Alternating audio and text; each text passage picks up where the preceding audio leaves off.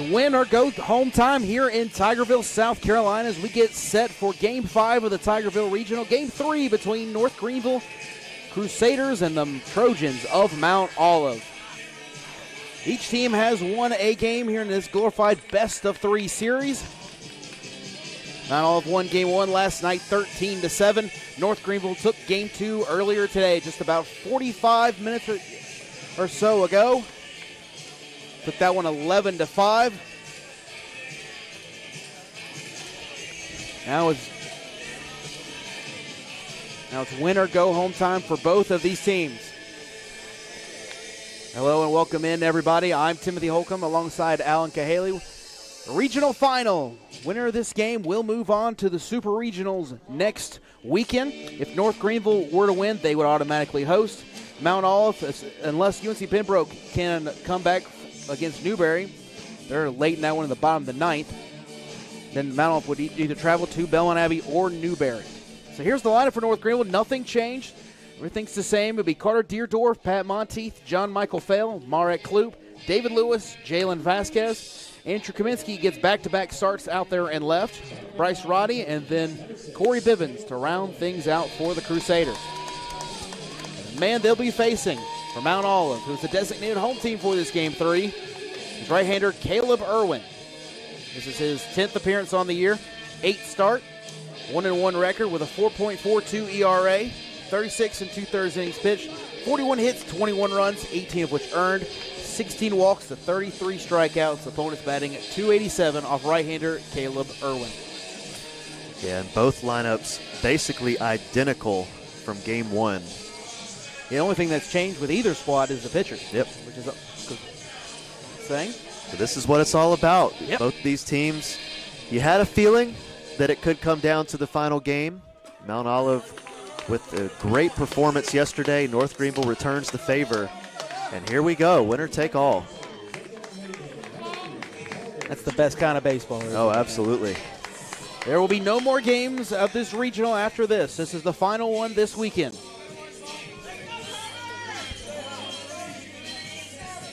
Again, I'm Timothy Holcomb alongside Alan Cahaley. Will Cahaley back in the network studios producing this. Camera crew, everybody's done a great job this weekend, but we got one more game to play. Here we go. There's a first pitch strike, and we are underway. First pitch officially at 5:49 p.m. Eastern Time. Now, checking the radar, there is some rain in the forecast, so we've been able to get by without it so far, but we'll see if we have that same luck in this one. Let's hope so, partner. Your umpires for this contest, behind the plate, Danny Everett. First base, Kevin Spivey.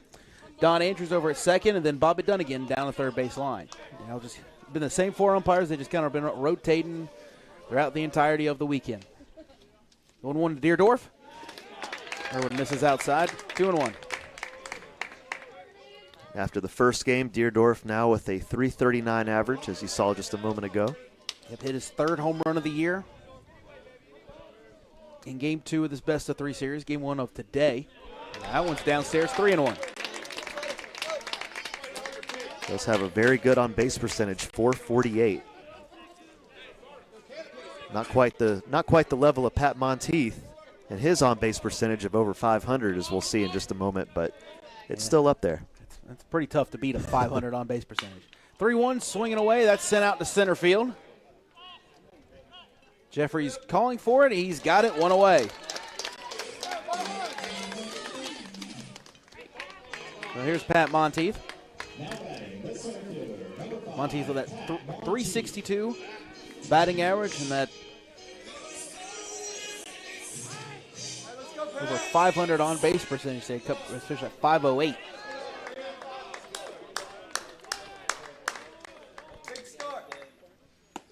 There's some cut and misses there. 0-1. It's interesting to see both teams going with guys that don't have a ton of experience starting this year. Irwin more so than North Greenville starter. Irwin with 7 starts on the year. North Greenville starter will be Miles Daniels. He's only got 3 starts on the year. This will be his 4th. That one misses, 1-1. We just started, and, of course, Mount Olive has already got action down there in that bullpen down the right field line. And all hands on deck for both squads here. Both squads facing elimination. Win or go home. That's low.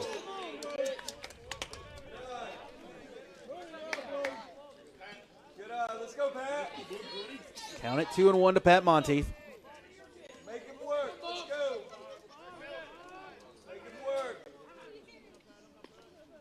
Here's a 2-1 from Irwin. Well outside, 3-1.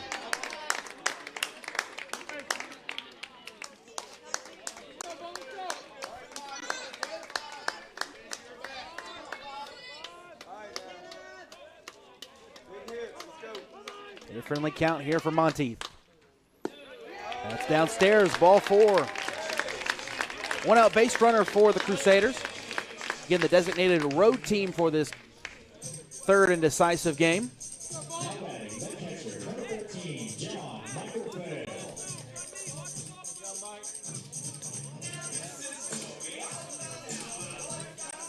So here's John Michael Fail.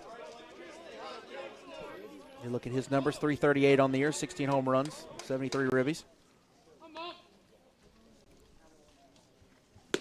First pitch to him is outside.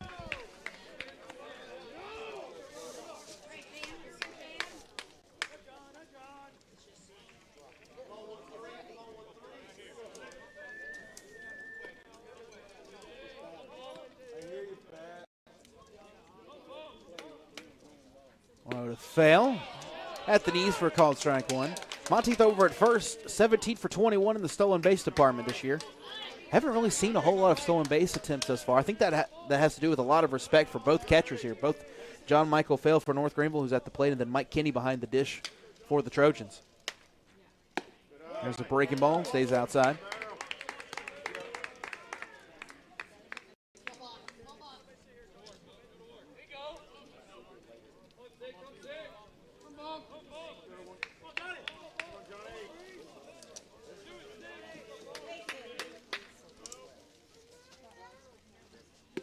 Two ones off the plate as well and low, 3-1.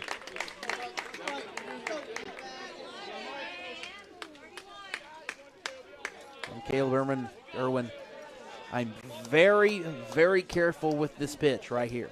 Do not want to make a mistake to this guy. Here's a 3-1. Straight on the ground, third base side, but foul. That'll run it full.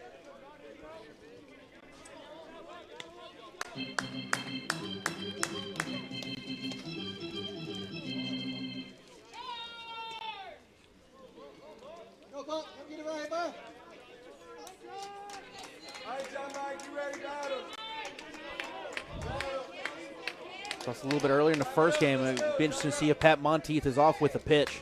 There he goes. The pitch is a called strike 3, throw down to second.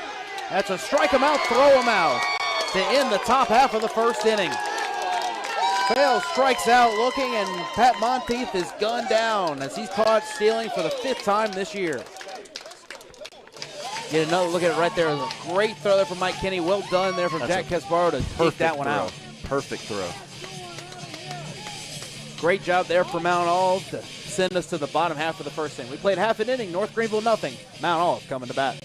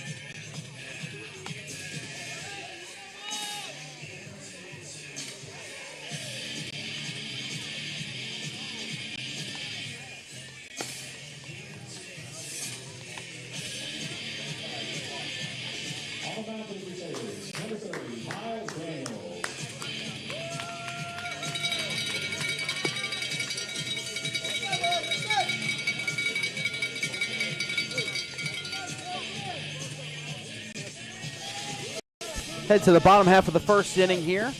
Get a look at Mount Olive's lineup. Again, they are unchanged as well. Dylan Jeffries, Vito Paterno, Jack Casparo, Landon Choboy, JT Stone, Cooper George, Alden Cottle, Joshua Jones, and Mike Kinney on support of Caleb Irwin here this early evening going into the night.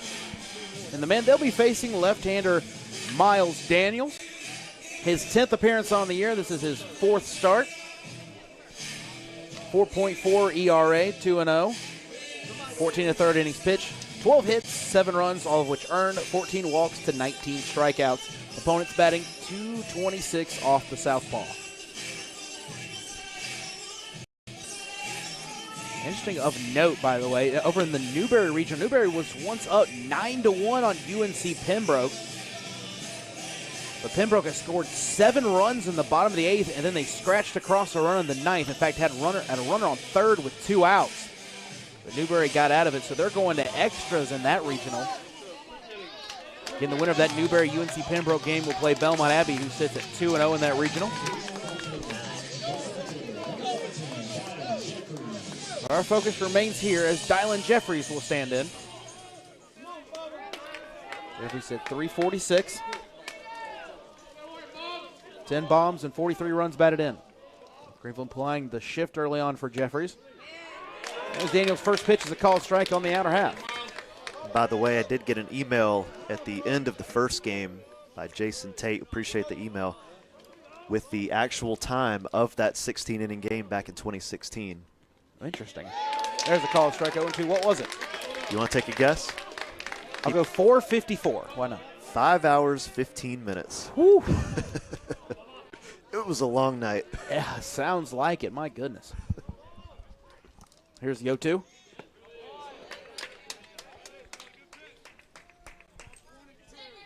Counts at 1-2 to Dylan Jeffries.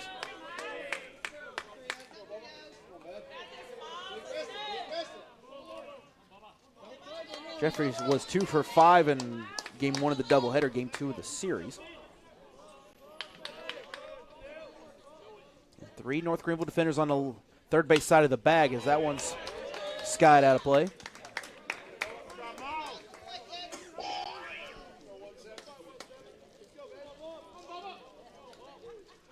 In fact, you can actually watch that clip on the North Greenville Sports Network YouTube channel. It's on there as a classic moment. Yeah, once this game's over, you can kind of go check that one out, right? That one's downstairs, 2-2. That was back before when they had like a dirt and grass here, right? That was before the turf. That was before the turf, yep.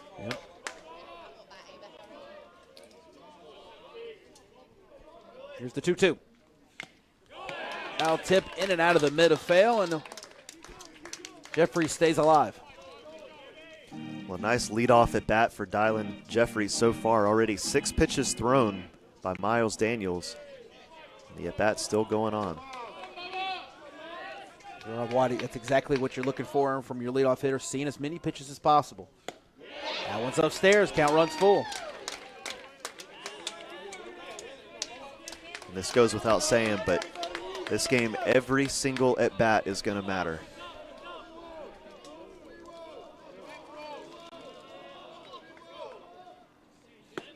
That's a called strike, 3 at the knees.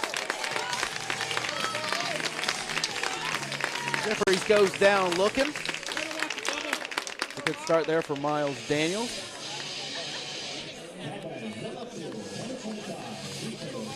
Here's Vito Paterno, the left fielder.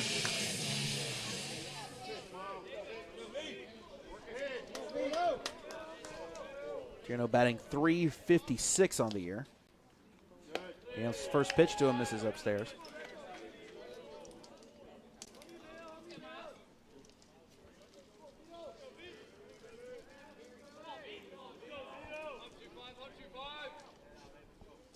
Here's the 1-0. That splits the plate 1-1.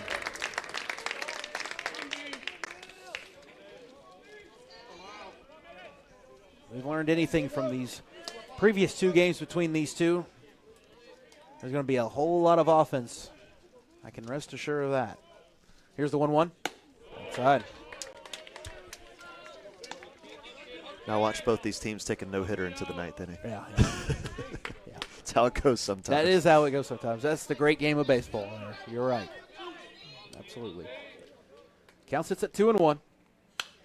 That one's out of play. Down even at 2-2.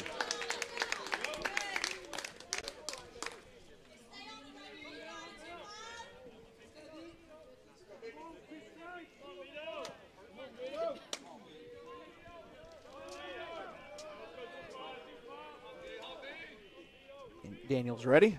Here's his 2-2. That's outside. Another full count. Back-to-back full counts there for Miles Daniels. He struck out Jeffries. What does he do with Paterno?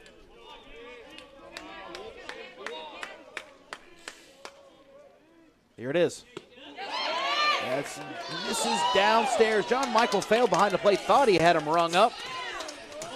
Danny Everett behind the plate says, nope, that's ball 4. So that's a 1-out walk. Yeah, John Michael Fail absolutely thought they had strike 3. He was about to throw it to Corey Bivens at third. Yeah, they're about to do the throw around, whip it around the infield after they thought what was going to be the second strike out of the inning. Chano over there first is a threat to run. He's 20 for 22 on the year. There's a strike on the inside corner. Give it the lefty on the mound. You got to be careful with that as well. Chano didn't have that much of a stride over there, or excuse me, didn't have much of a lead over there. Only about just about a 1 to 1.5 stride lead over there at first. Check on him over there. Good job from Lewis to snag that one.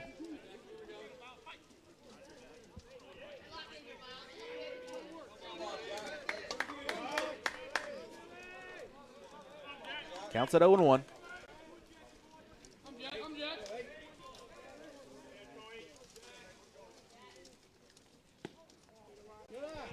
Inside even the counter.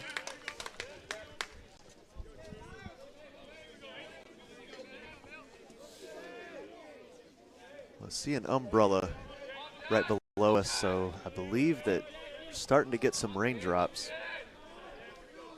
Wouldn't be surprised at this point. That one's in the center field. That one's going to get down for a base hit. Around first and heading for third is Paterno. He's going to slide, and he's safe. Base hit for Casbaro. Puts them on the corners with 1 out. And early trouble brewing for Mount Olive. And that's the theme with North Greenville. So far in this regional, they've yet to have a first inning where they've not allowed a run. They allowed 3 to the Hurricanes in the opening round back on Thursday night. They allowed 5 to Mount Olive last night. And they allowed 1 earlier today.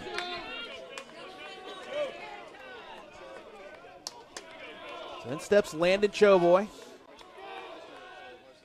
He's first pitch swinging. That's up the middle. This could possibly 2. Nice play by Vasquez for 1. Roddy had a tough time getting out of his glove, and his throw over to first is wide. So Mount Olive takes the early 1-0 lead.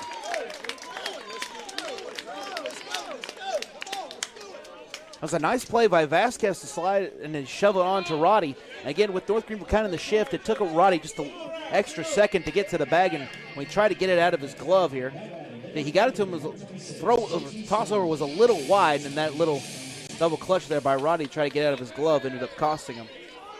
So an early 1-0 advantage for the Trojans. And 4 straight game where the Crusaders have conceded a run, at least 1 run in the first inning. There's a called strike to JT Stone.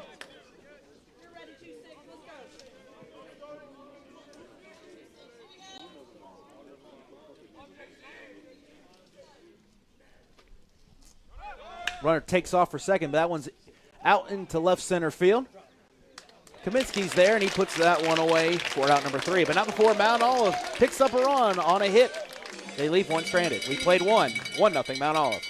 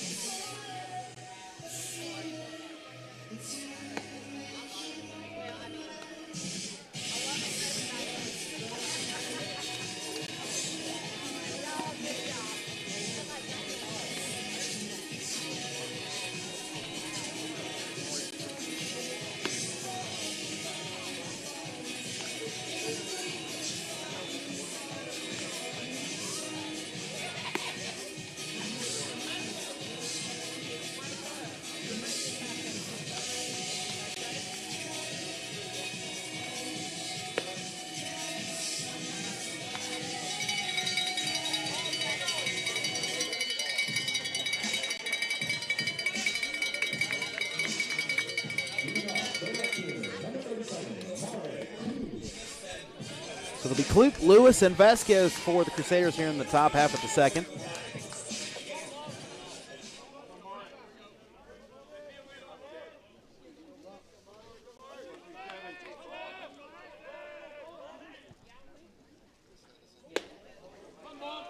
First pitch from Irwin stays high and tight on the breaking ball.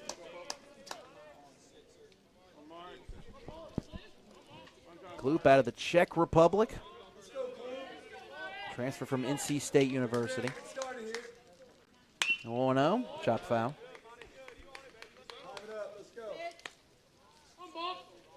Mark Kloop's no stranger to the spotlight. Ended up playing for the Czech Republic. They were able to qualify. Mark actually was a big part of that. Qualify the World Baseball Classic, got to travel to the Tokyo Dome. Actually got to share the same field as Shohei Ohtani. Check swing appeal down to first. He did not go around, so it's Kevin Spivey down the first base line. Mark actually had a double in the game off a 101-mile-an-hour pitch. He turned on it, hit into the down the left field line at the Tokyo Dome. Here's the 2-1 from Irwin. Skips up there, 3-1.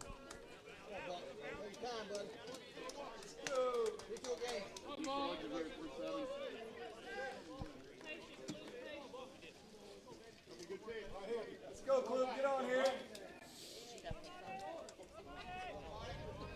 Make him work. Make him work. Irwin got to be careful here to Marek with a 3-1 count. Here's the pitch. That's inside, ball 4. Leadoff walk for Marek. And that'll bring up the red-hot David Lewis.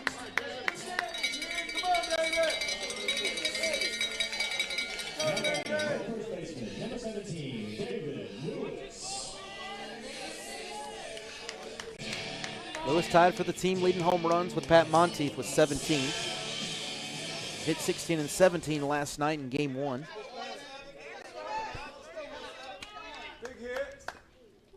Stay hot. Fastball from Irwin's outside. Mark's always a threat to run. So far this year, whenever he has decided to run, he's not been caught. He's perfect 20 for 20 on the year in the stolen base department. Got the foul. Almost some nice hands there from Landon Powell.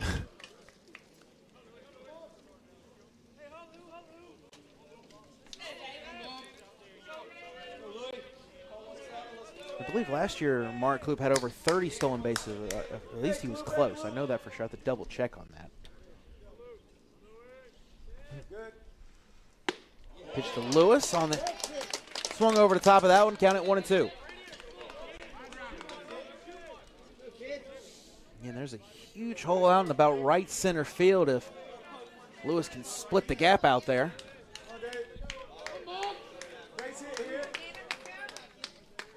The 1-2. Yeah, it's right down the middle, called strike 3. Good pitch there from Caleb Irwin. That retires Lewis, 1 away. Second strikeout of the ball game for Caleb Irwin. I'll bring up Jalen Vasquez.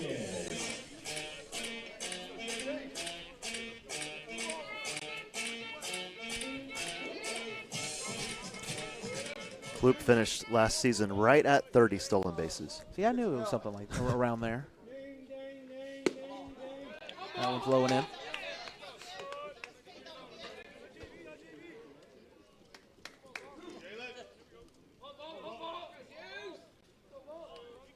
And for instance, Jack Caspero over on Mount Olive's 30 for 34 in the stolen base department.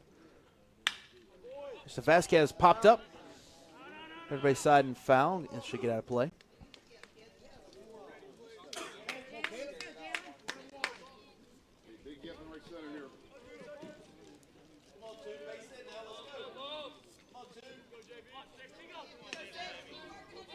You know, just from an overall baseball fan here, Alan, if Vasquez is able to put one in that right center field gap with the speed of Marek and Vasquez, in fact, they're going to check on Kloop, just a track meet that would occur out there on the base path would be just something to watch just as a casual baseball fan, period. Kloop's got a lot of speed. Vasquez has got a lot of speed.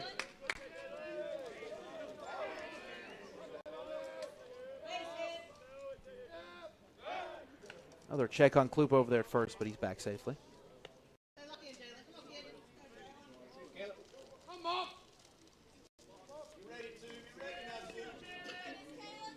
Counts even at 1-1 to Vasquez.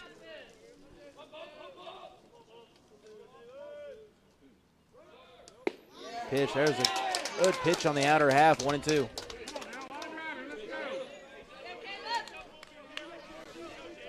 I think Danny Everett might have punched him out a little early there.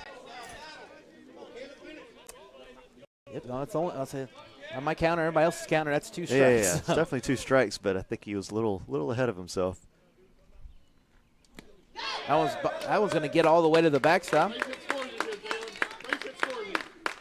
Kloop advances into scoring position. Counts now 2-2.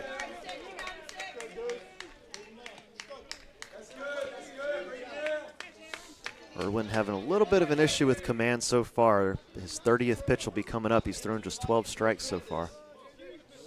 Yeah, he has issued 2 free passes thus far.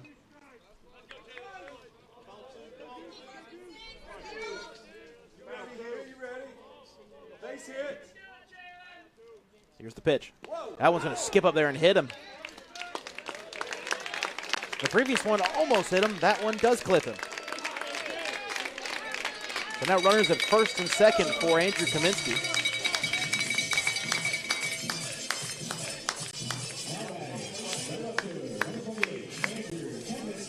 Kaminsky hadn't been a full-time starter this year. He's appeared in 28 games, but this is only his 16th start of the year.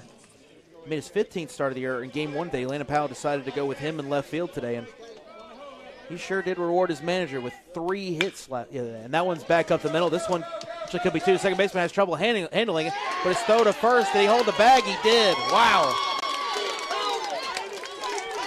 He sent that one back up the middle on the first pitch. Like Caspero was going to bobble. He bobbled it for a second, but was still able to field it and tag the base at second. Was able to fire over across the first base to complete the double play. So North Greenville puts runners at first and second with 1 out, but can't do nothing with it. Played an inning and a half. Mount off 1, North Greenville nothing.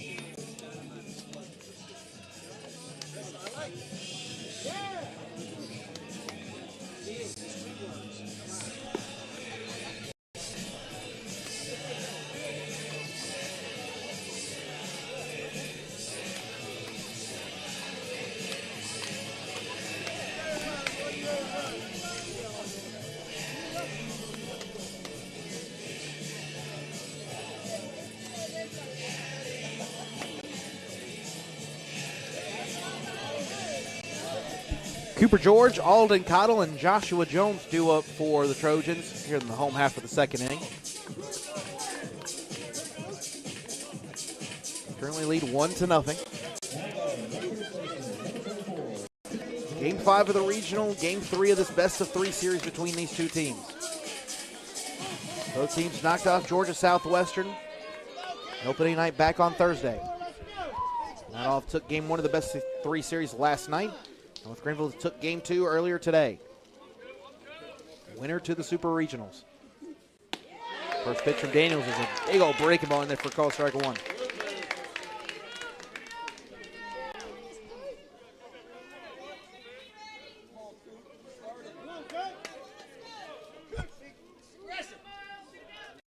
Here's the 0-1. Skips up there, goes all the way to the backstop, 1-1.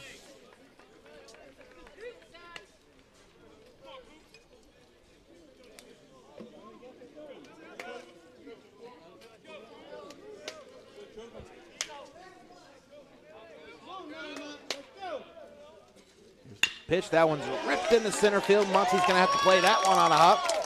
Leadoff base hit for Cooper George. Second hit of the ball game for the Trojans.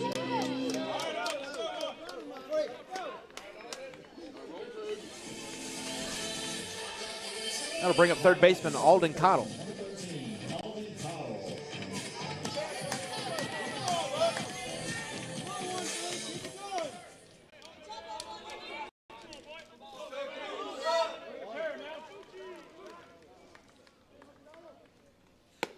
First pitch misses outside.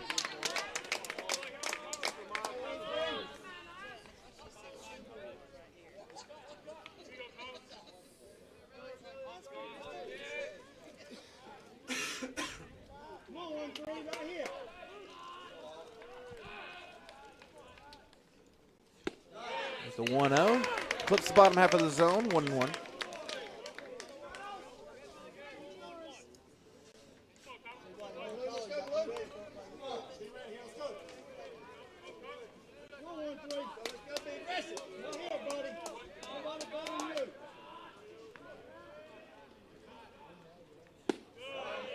Not a bad spot, but missed inside, 2-1.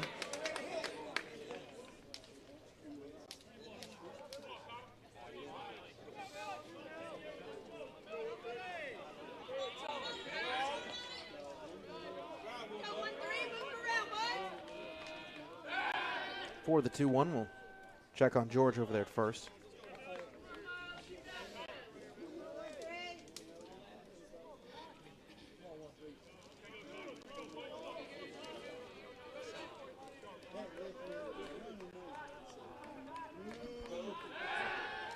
About to say ready with the 2-1, but yet another check on George over there at first.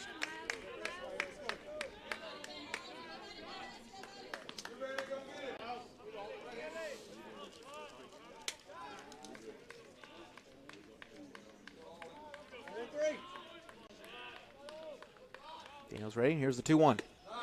Swing and a miss from Cottle, 2-2.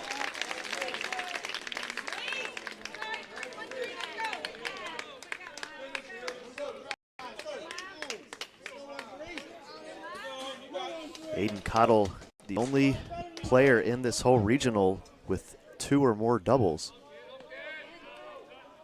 He's had himself quite a regional as he insides out that one down the right field line, but it's tailing foul.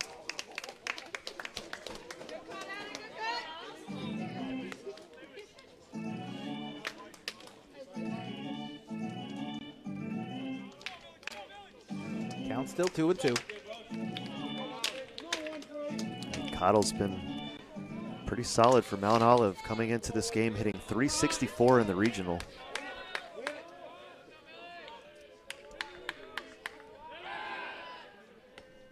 Another check on George. George is not really a threat to run. He is 7 for 7. He's a little bit of a threat, but he's not like a massive threat over there. At least compared to their top half of the order. Here's the 2-2. Swing and a miss, strike 3. Cottle goes down swinging, 1 away.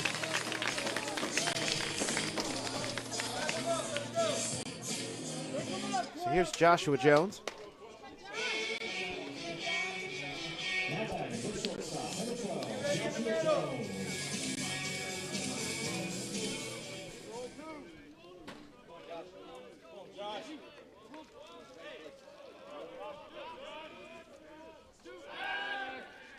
Another check on Georgia first. They're paying an awful lot of attention to him over there.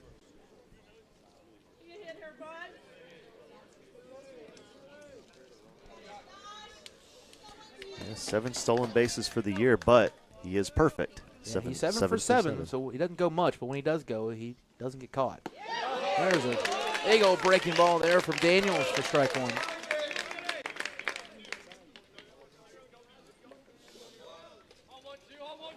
Greenville again with one of their, I feel like it's become famous now with their shifts that they've employ. 3 infielders on the left side of the infield. That one's high. Joshua Jones hitting .250 for the regional coming in. Does have 2 RBIs.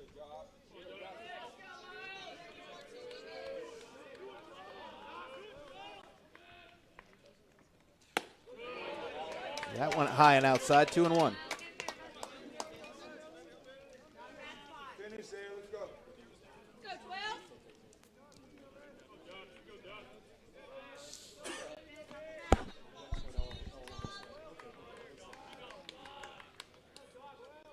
He's ready. Here's the 2-1. There's a good pitch on the inside corner. County but at 2-2.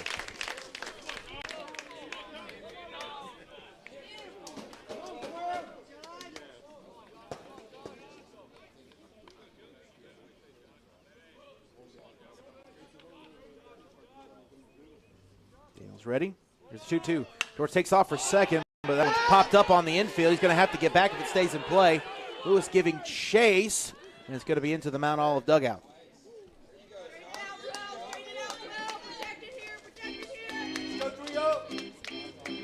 There's a whole lot of screaming on that play. And then North Greenville people saying, hurry up, if you catch it, get it to first. We had Mount Olive people screaming, it's out, don't worry about it. Say, hey, get back. All that just to be a foul ball. Well, I think Mount Olive from the dugout was yelling to David Lewis, nah, that ball's out, don't worry about it. And Landon Powell having a Well, it did land in the middle of their dugout. It did land in the middle. I couldn't see from this angle if Mount Olive maybe interfered with I don't believe look like they did. I don't believe that you're entitled to give space there. Yeah, I don't think if you it's are either. inside the dugout, I don't think you have to move. No, you don't. No. I know that at least in the major league level at a fan standpoint, once it's in play, like if it's in the stands, like the fans have every right to. Yeah. So of course, Powell's just talking to home plate umpire Danny Everett, just trying to fill him out a little bit there. Again, he's not entitled to have to climb in there. They don't have to get out of the way down there. Nonetheless, I mean, I don't blame him. I wouldn't either. Yeah. I'm with you on that. So the count still remains 2-2. Unless it was going to hit me in the head, but yeah, that's fair. The breaking ball, that's ripped over the head of Roddy and into center field for a base hit. George moves up to second. There's runners at first and second. That was a big old looping breaking ball. Good job there from Jones to stay back on that one long enough to line that one into center field.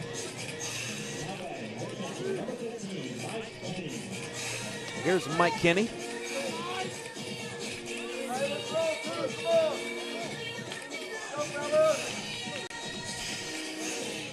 Yeah, I've talked about it in previous games, but both teams, each 9-hole hitter isn't your prototypical 9-hole hitter. I mean, Bivens is batting .329. Kinney's batting .319. Doesn't have the same pop as Bivens, but still overall, these 9-hole hitters for both of these squads, definitely not your prototypical 9-hole hitter.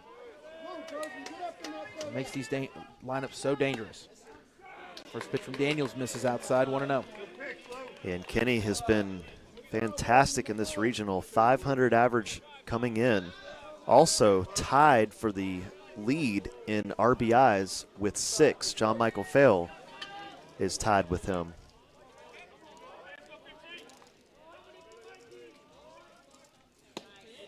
There's a strike.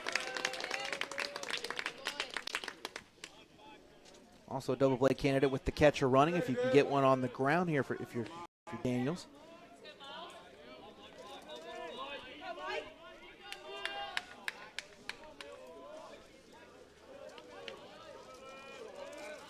Here's the 1-1. Low and in.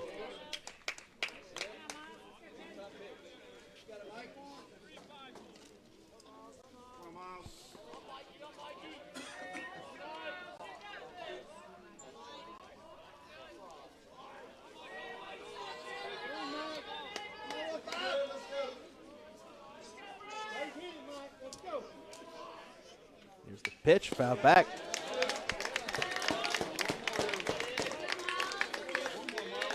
Coming into this game, North Greenville's hit .371 for the regional. Mount Olive not bad at all either, .314. The average ERA between these three teams, 7.01. That's what you're telling me. The offense has been really good. Yes. With a fair few rare instances, their pitching has been suspect, of course. Yeah, especially against these two teams. Georgia Southwestern didn't have quite as much success at the plate, .203 average for their 2 games. Well, that was who they were as a team. Like they Right. relied heavily. The average is okay. They didn't have a lot of pop, but they relied definitely on their pitching.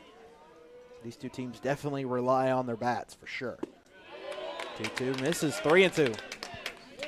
Yeah, Georgia Southwestern, obviously a huge moment for John Michael Fail, but you couldn't help but feel for them because they put in two really gutsy performances, especially on the mound. Came up just short against both teams. It was their first time ever in a D2 regional as well. Peach Belt regular season title holders, conference title holders as well.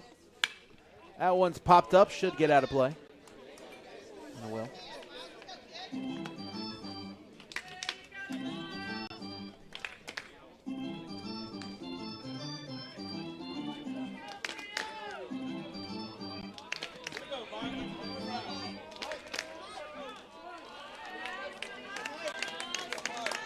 Count still remains full. Here's the payoff pitch. That's way outside and the bases are loaded. Not exactly what you were trying to do there. Miles Daniels load the bases and that'll bring up the top of the order. Dylan Jeffries, and here comes Landon Powell, and it looks like he's going to make a move.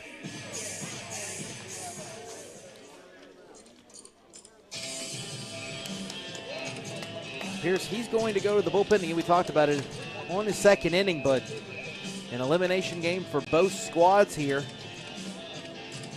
Like we said, no one's going to have a real long leash. Like we said, every at-bat matters. Absolutely.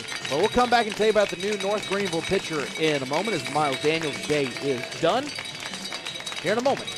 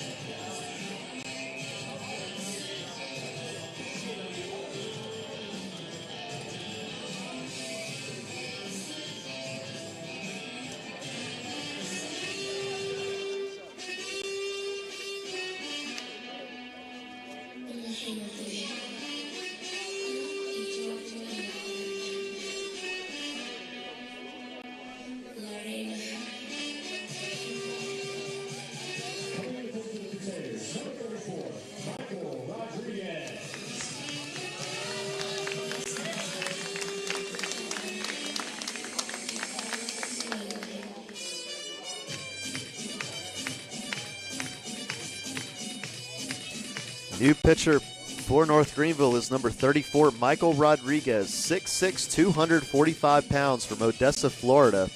So you see dominant numbers throughout this season of 1.82 with 29 2/3 innings pitched, 3-0 on the season.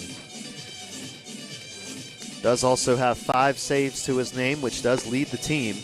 19 hits allowed, 6 earned runs, 5 walks, 56 strikeouts. How's that for a strikeout to walk ratio?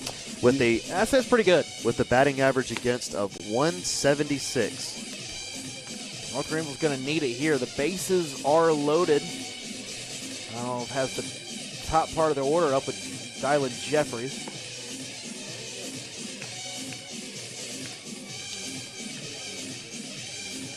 North Greenville's going to need a couple of those strikeouts here. I think they'd also settle for a 6-4-3 action as well.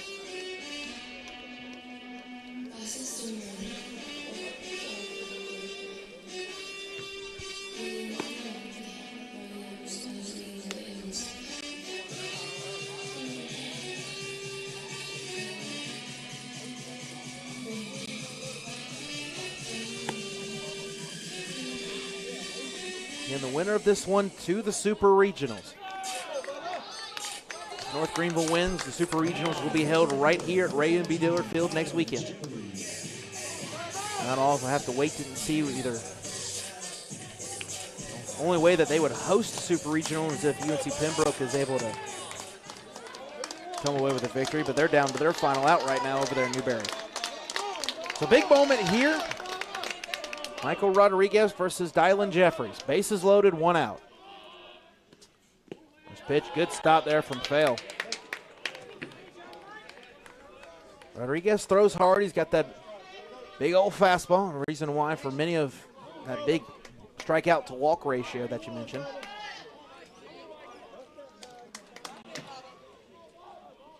Got good stuff here. A little bit of a command issue here recently.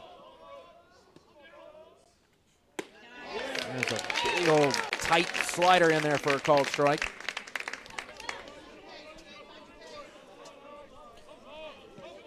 George over at third, Jones at second, Kinney over at first.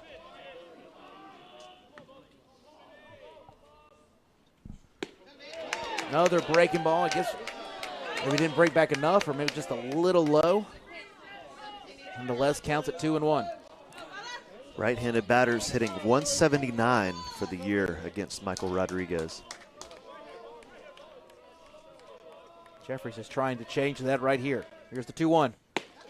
There's a strike with that fastball, 2-2. That number's actually higher than lefties. 167 lefties against Michael Rodriguez. The way his delivery is, I could definitely see why. It'd be tough. It'd be tough to see. He kind of comes from that side, a 3/4 angle. Here's the 2-2. Popped up. Lewis will give a look, but that's just about it. That one's on the hill. So we'll do it again. Big moment in this game. It's still early. Got a long way to go here in this one, just in the bottom of the second. A very big spot indeed. Here's the 2-2. That's popped up. Who's going to come and get this one? It'll be Vasquez calling for it. There'll be no tag. Everyone stays put, and there's 2 away. Big out there for Michael Rodriguez.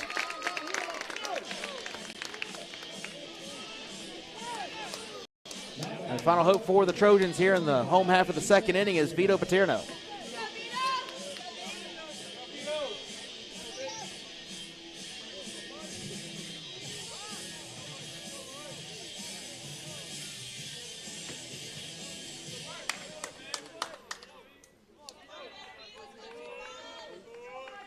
And North Greenville still not out of trouble yet.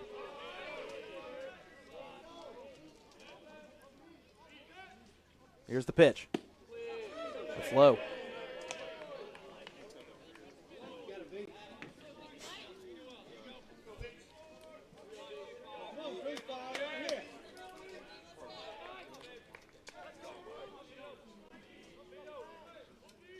Here's the 1-0.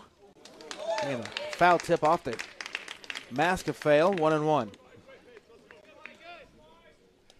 He's okay. He seems to be okay. It looks like Newberry took their game. They did. Newberry did outlast UNC Pembroke. They tried to lose it late. They were up 9-1 in the 8th. UNC Pembroke put up a 7 spot to make it 9-8. Then they got one in the 9th with 2 outs.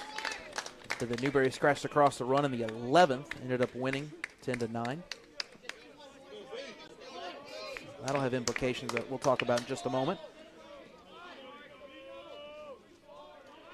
Counts 1-1 to Paterno, excuse me. That one's ripped into center field. Pat Monteith coming on, makes the running catch. Paterno hit it hard, hit it right on the money, but it hung up just enough for Pat Monteith to make the catch on the run.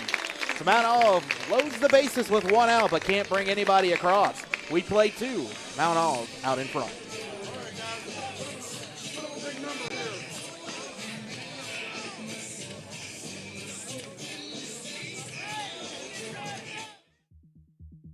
You're searching for a place where you can distinguish yourself, a place where you can pursue what you want to do and who you want to be. At North Greenville University, you will earn more than just a degree.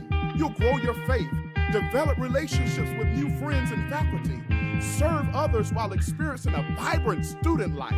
Find your place at North Greenville University, where Christ makes the difference.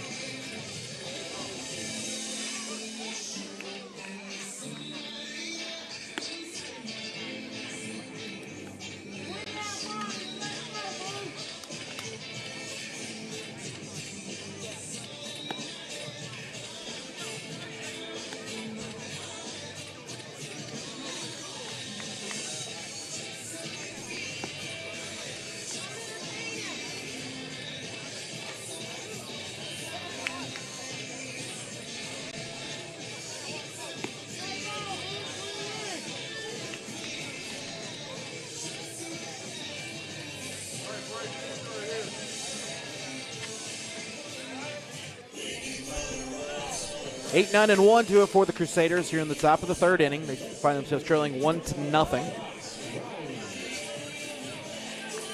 That's Roddy's first at bat of game number 3. Roddy hit his first home run since opening weekend of the season down in Minute Maid. He had a shot out to right field in game 1. That was the first of back-to-back home runs between him and Corey Bivens.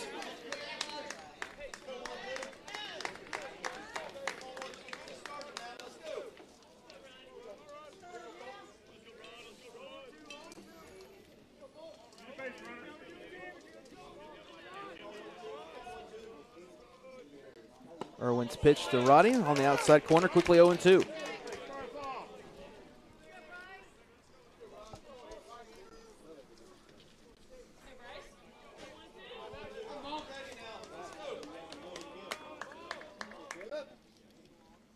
Go to that slapped out to left field. Will it take it down? It will in front of Paterno out and left. That's the first base hit of the ball game for the Crusaders. Roddy's fired up over there at first base. That'll bring up Corey Bivens. As I mentioned a moment ago, Bivens had another home run in game 2 earlier today. In fact, went back-to-back with Bryce Roddy. His 13th home run of the year. And as I mentioned with Kenny, 2 guys that are not your prototypical 9-hole hitters. In fact, you don't really ever see in college your number 9-hole hitter have 13 home runs in a season. That's exactly what we have with Corey Bivens. Landon Powell calls him the best 9-hole hitter in the country. Swing at that one into center field. Jeffries coming on, now stopping, makes the grab. 1 away. So I'll get things back to the top of the order for Carter Deerdorf. And Corey Bivens was hitting .556 in the regional coming into this game, so he has had a great regional so far. Carter Deerdorf hitting well too, .462 in the region. The rain is starting to come down here in Tigerville, just ever so slowly. Not a bad pitch that time there at all from Caleb Irwin, just missed.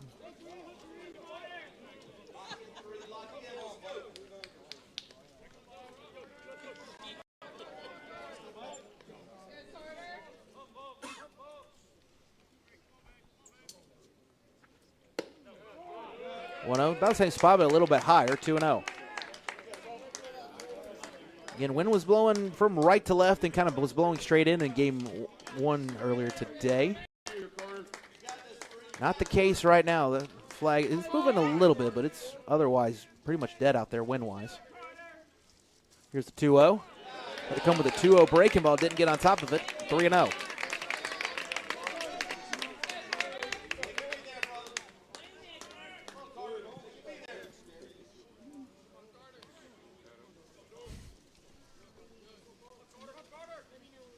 Here's the 3-0. Called strike.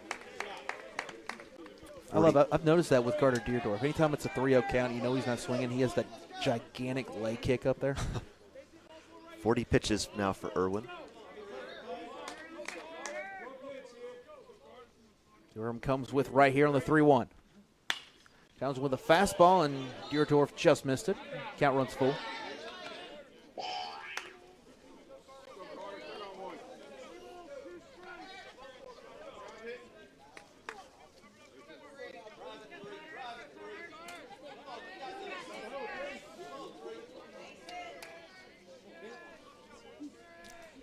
Again, before the payoff pitch, we'll get a check on Roddy over there at first. Roddy not a massive threat to run. 7 for 9 on the year in the stolen base department. Here's the payoff pitch. The play, we'll do it again.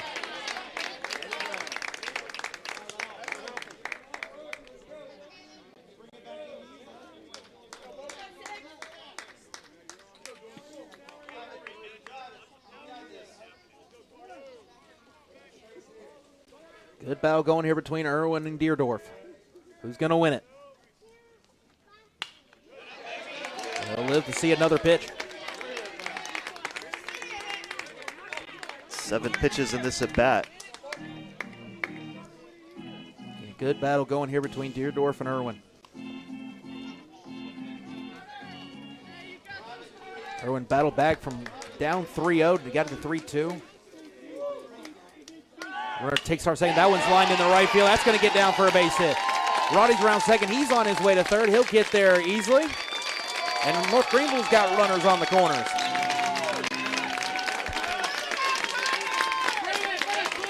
Something we've seen at times from Landon Powell. Puts the runner in motion, having full trust in his base runners. In his hitters at the plate. Deerdorf ripped that one in the right center field. Starting to see more and more umbrellas coming out, so that it looks like the rain is starting here in Tigerville.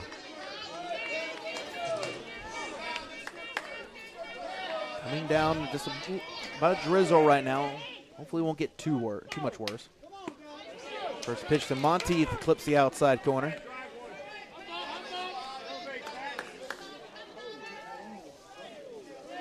Opportunity for the Crusaders to at least get one run. And at least tie this ball game up. Mount Olive would love a ground ball right about now. That's low now.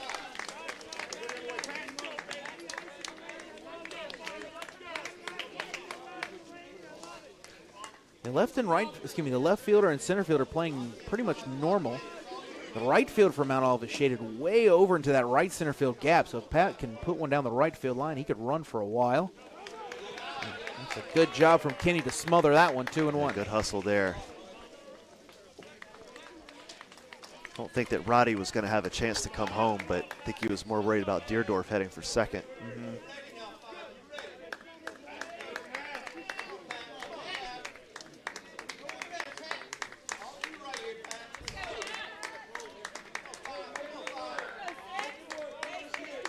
Here's the 2-1. That's a called strike on the outside corner. Count even at 2-2.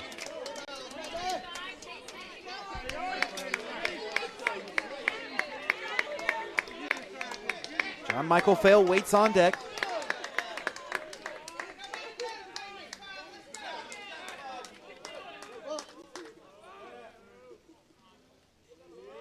Here's the 2-2. That's low and out. Count runs full.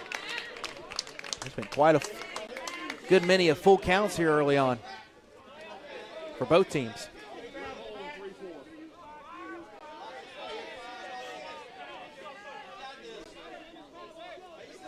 Irwin, got to come with your best pitch right here. Don't want to walk Pat and face Fail with the bases loaded.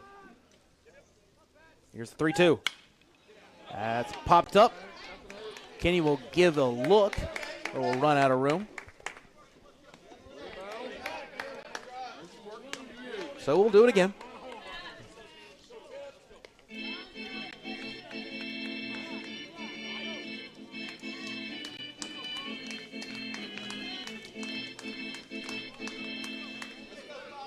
Roddy at third. Deerdorf had a base hit and about to go over at first.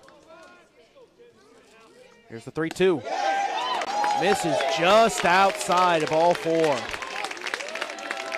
Woo! And Rob Watt is not happy over there in the mound. That one. He is practically beside himself. You can see him mouthing all the way up here, and he went into a dugout, and he's still talking.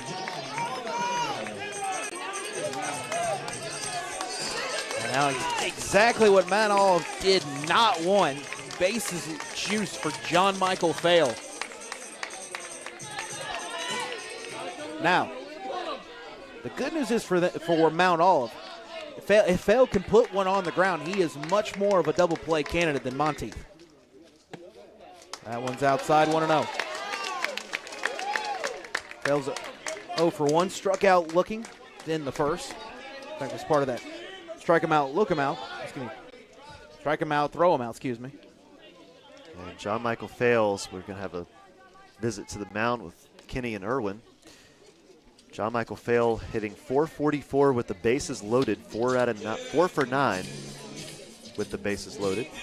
He's definitely someone that when the lights are brightest and when you need him the most, he's someone that you can depend on. The only number that's fairly low for him is his average with the bases empty, 250. Interesting. I mean, that's not bad, but no. It's not numbers that we typically see from Vail. I think it's probably catcher. He doesn't want to have to run a lot, so it's just like, the bases are empty anyway. So. I'm kidding, of course.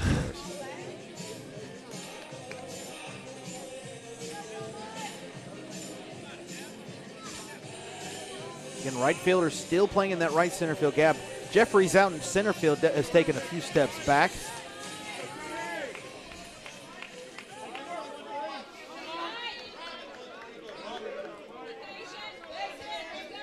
Big spot here. Vail was trying to hit that one to downtown Travelers Rest right there. Yep, he wanted to be 5 for 10 right there. And sometimes you can do that when you're heading a count like that. See what Irwin comes with here. That's fouled out of play, 1-2.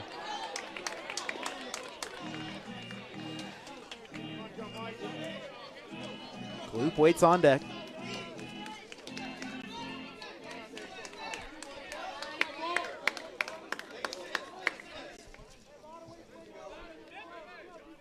Here's the 1-2. That's up and in. It could be a potential big turning point in this game. Mount Olive had bases loaded, 1 out in the bottom half of the second inning. North Greenville turned to the closer at times. Michael Rodriguez got them out of it. Now North Greenville has the bases loaded, 1 out. Here's the 2. That's ripped into left field. That's going to get down for a base hit. Roddy's going to score. Deerdorf around 30. He will make his way towards the plate, and North Greenville has taken the lead. Another clutch moment for the 5th-year senior, John Michael Vail.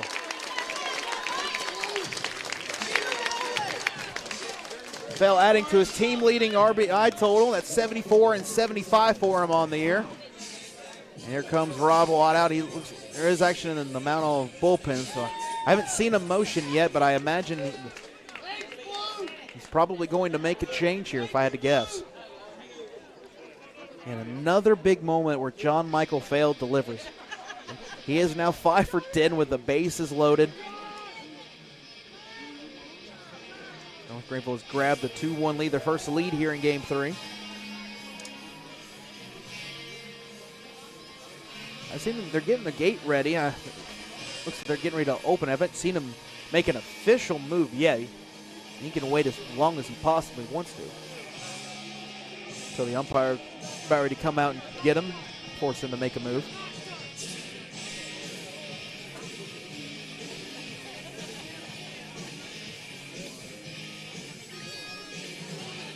I think Rob Watt's going to take this time to voice his displeasure with Danny Everett behind the plate.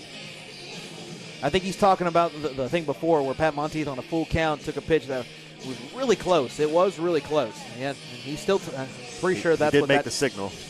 He made the signal. They are going to go to the bullpen. I'm pretty sure that's exactly what Rob Watt's talking to Danny Everett about. You can see on the camera that rain is starting to come down. You can see it on see it against the fence there. Yep, that's exactly why I feel like anytime that whichever team can kind of jump out and take the lead by the time the rain does get here, could make things a little bit easier for the team with the lead. Could be a lot tougher for the team that's trying to come from behind.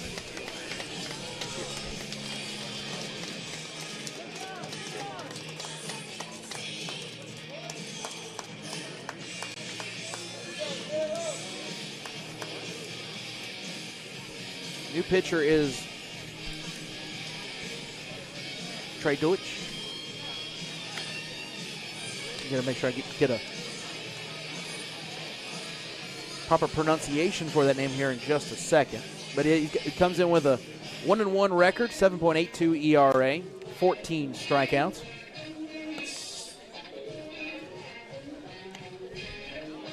I'm going to go with Trey Deutsch. That's what I'm going to go with. We looked at our pronunciation guide.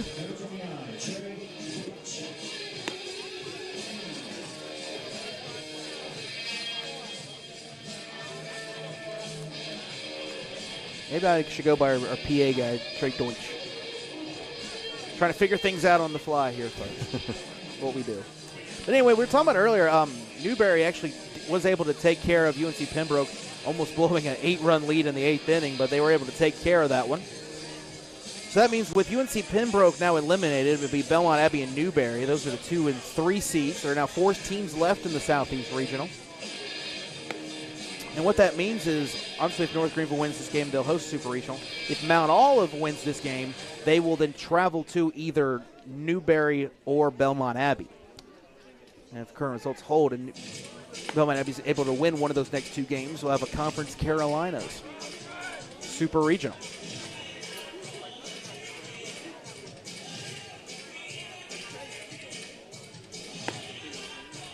And according to Assistant Athletic Director Josh Milner, the rain is supposed to come down fairly hard in a little less than an hour. So, and yeah, I can guarantee you we're not going to be done in an hour. Yeah, it's going to be interesting to see how this game goes, if a delay is going to be required at some point. Now, obviously, with it being turf, you don't have to worry about the water puddling up or anything, except at the pitcher's. Except at the pitcher's mound. That's the only place where there's a tarp that is put down on the field. Actually, that's not true. Home plate is covered as well. Keep the batter's boxes from puddling up. First pitch from Deutsch in there to Marek Kloops, a called strike.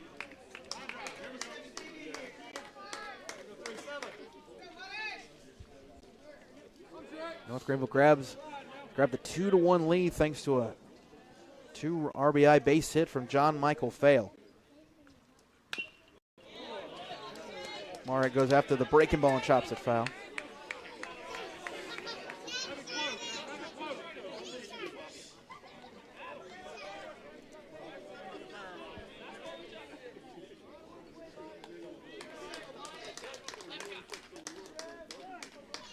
Deutsch quickly ahead, 0-2.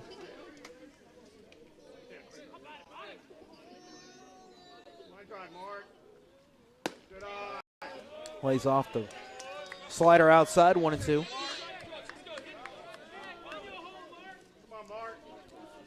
Appreciate you joining us here on a Saturday night. Just 5 minutes short of 7 o'clock here on the East Coast. Especially the legendary Thomas Phillips, former GA here for North Greenville. Shout out. Mark fouls that one back.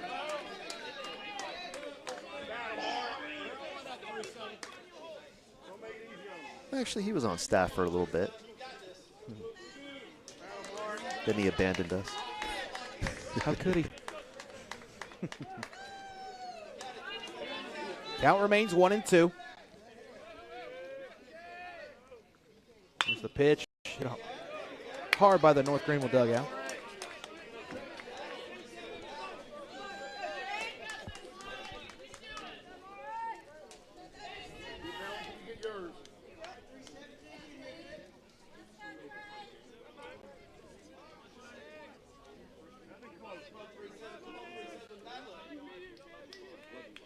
Another 1-2 pitch upcoming. Right down is going to get away from the catcher, and all runners will advance. Monteith the third, Fail goes to second.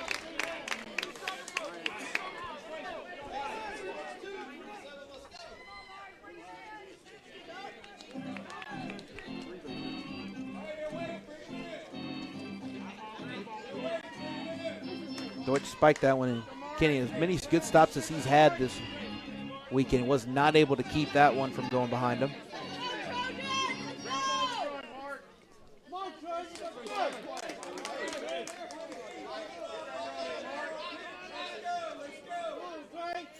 Here's the 2-2. Greenville hit hard on the ground. Nice stop by Cottle. He'll throw across the diamond, and that will be in time. Nice play by Cottle, but scoring from third is Monteith, and it's 3-1.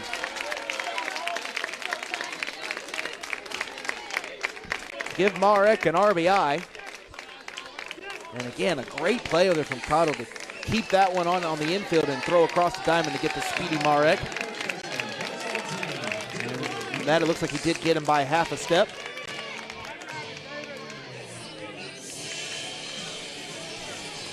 Here's David Lewis. Lewis struck out looking an inning ago. Now striking out here as that one's up the middle, and oh, good stop. Throw across over to first is in time.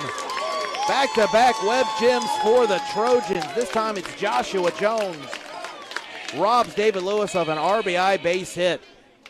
But not before North Greenville scores 3 times on count of 1, 2, 3 base hits. We played 2.5. North Greenville out in front, 3-1.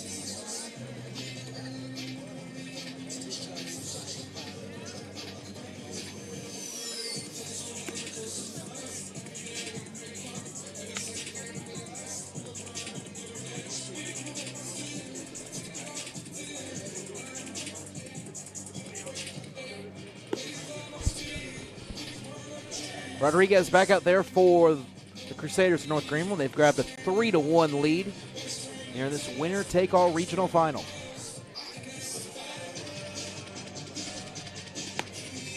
He'll face Caspero, Choboy, and then Stone. Now they'll find themselves coming to bat for the first time, trailing in this ball game.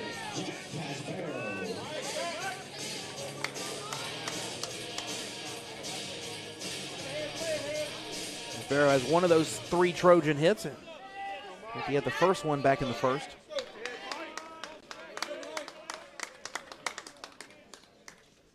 From Rodriguez is a breaking ball in there for a called strike.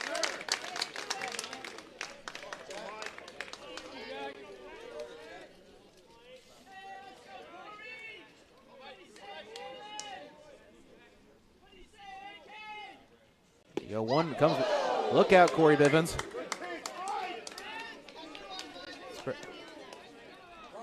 There was a batter from Mount Olive last night that had a. It might have been Casper. I don't remember exactly who it was. It might have been Casper. I'm not sure, but it was a ball that was actually put in play, and the bat went flying with it to third base. Yeah, that's the second. So we take a look at the replay. Yeah, that's the second time that Corey Bivens has gotten a bat right near him. And he's just got his hand on his hips right now. It's like, hey, not again. I think they're gonna. Yeah, probably not a bad idea to at least put some pine tar or something on something that'll help him. At least hold on to the bat. Nonetheless, count is 0-2.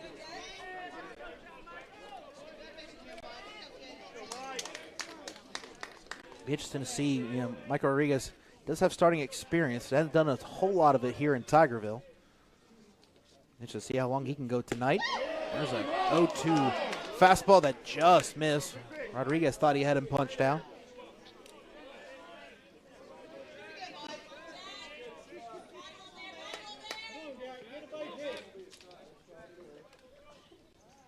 There's 1-2, got him swinging.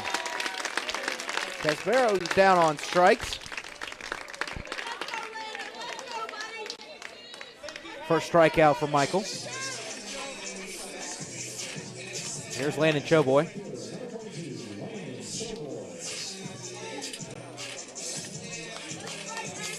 Choboy's 0 for 1, grounded into a fielder's choice.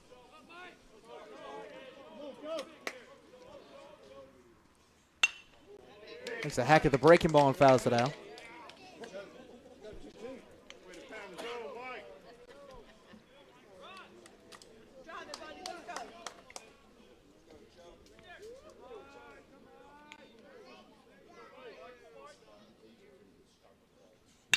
That one's ripped out into left center field. That ball's carrying. That ball is high off the wall out in left center field. Joe Boy around first on his way to second with a stand-up double. That's the 4th hit of the ball game for the Trojans, and that ball nearly got out of here. Not for a second. That ball got some extra life on it. Once it got out there towards the outfield, I thought for a second it was going to be able to carry on out of here, but just did not quite have enough. But nonetheless, Mount Olive's got another rally going. There's JT Stone. Take another look at that one. That ball just barely, just underneath the yellow. Another 3 or 4 feet, and that ball's out of here. Just missed it. Stone flew out to left in the first inning.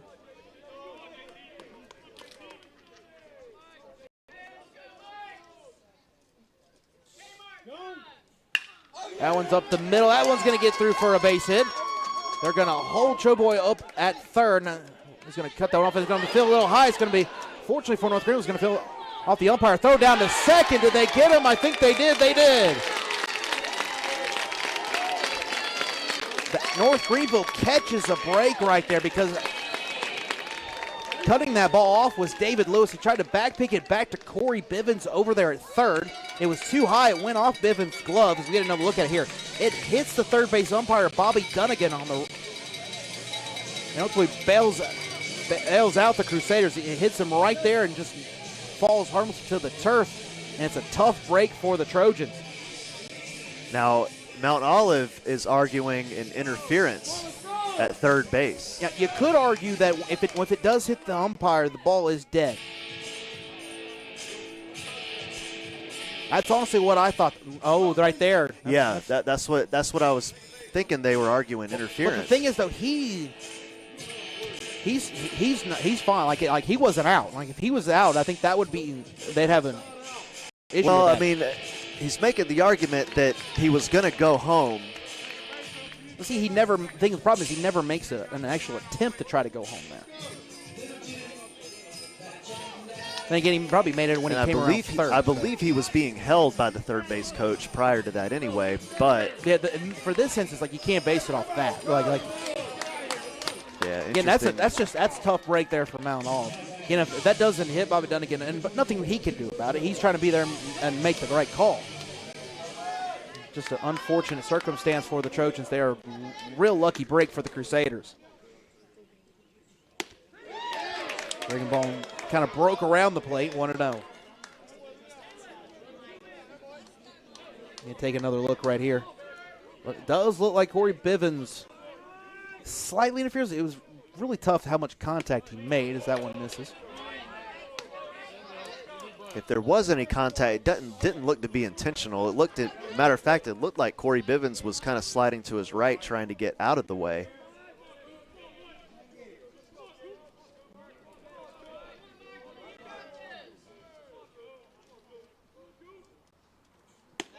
There's a strike, 2-1. I feel like there's been so many things we've seen in this regional that don't really happen that often. It's been an interesting one, that's for sure.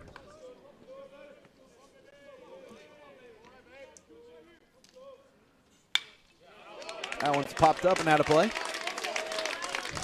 Just like that, Michael Rodriguez is one strike away from getting North Greenville out of this with no harm done.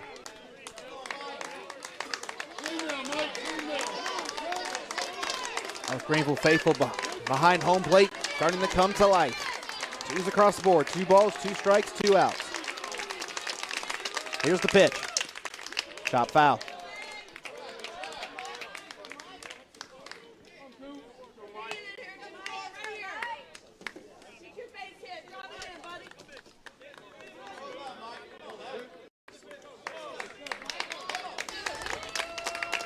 Count remains 2-2.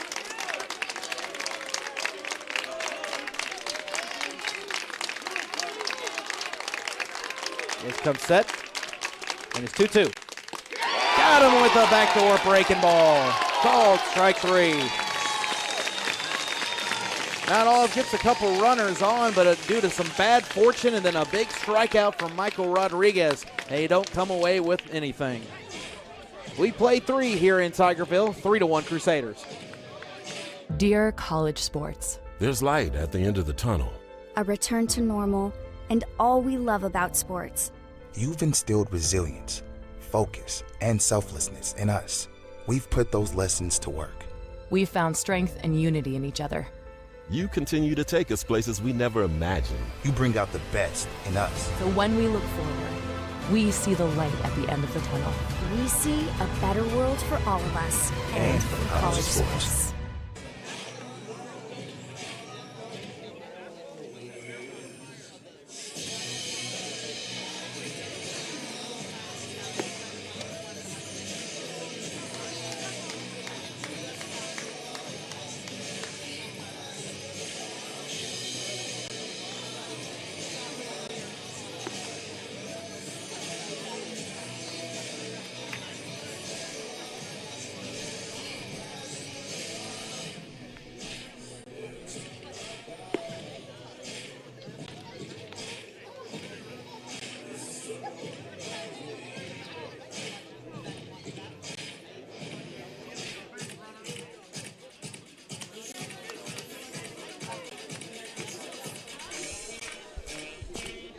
It'll be Vasquez, Kaminsky, and Roddy.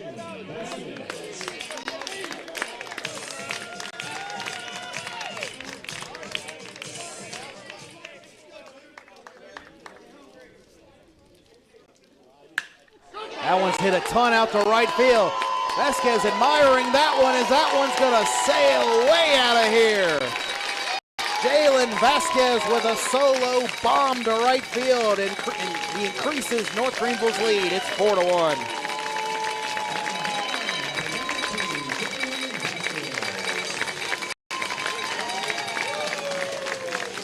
Vasquez home run number 9 on the year.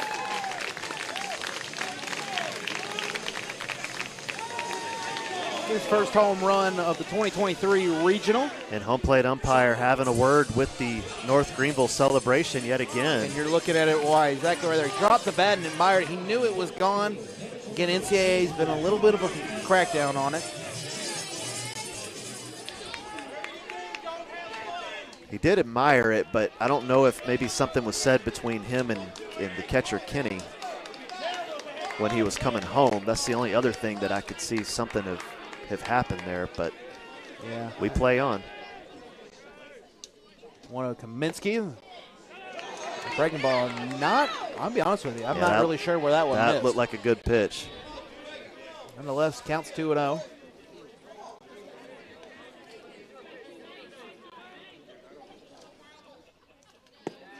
That's downstairs, 3-0.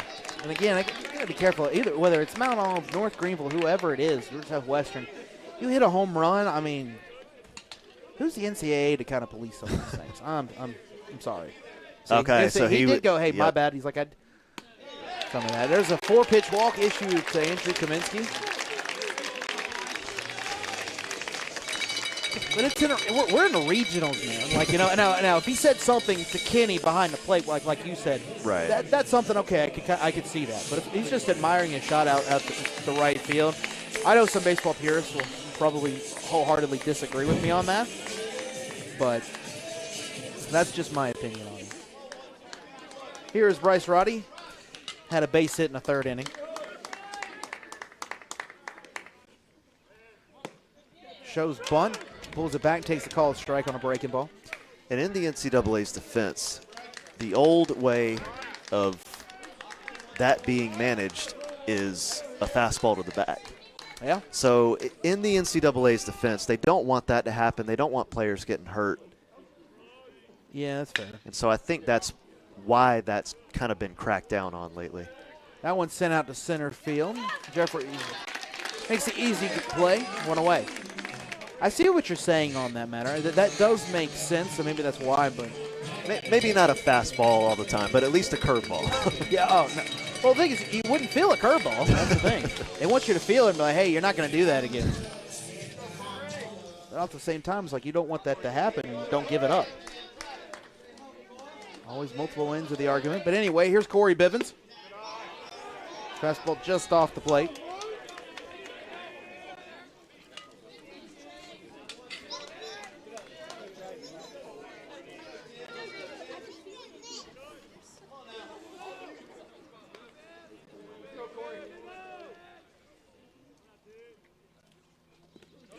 Check swing. Did Bivens go around? He did. Yeah, that's why a lot of people have had issues with Major League Baseball in recent years because of, they've cracked down a lot on player celebrations and, what's intentional versus unintentional as we take another look. And ooh. Now, I'll admit, I thought he went live, but that did not appear to be the case there. That one's well off the plate. Yeah, another look at it. I'm with you. From up here, it definitely looked like from his angle his wrist broke on that one. But obviously in the replay, it obviously didn't.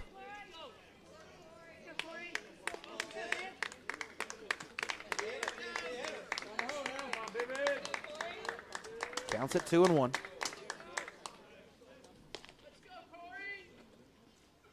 There's a breaking ball chop third base side, but just foul.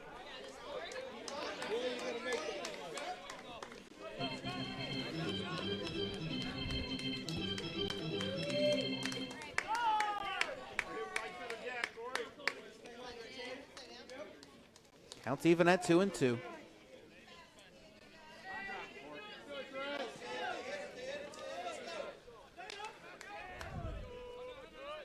Ready? Here's the 2-2. Big swing and a miss at the breaking ball. Strike 3.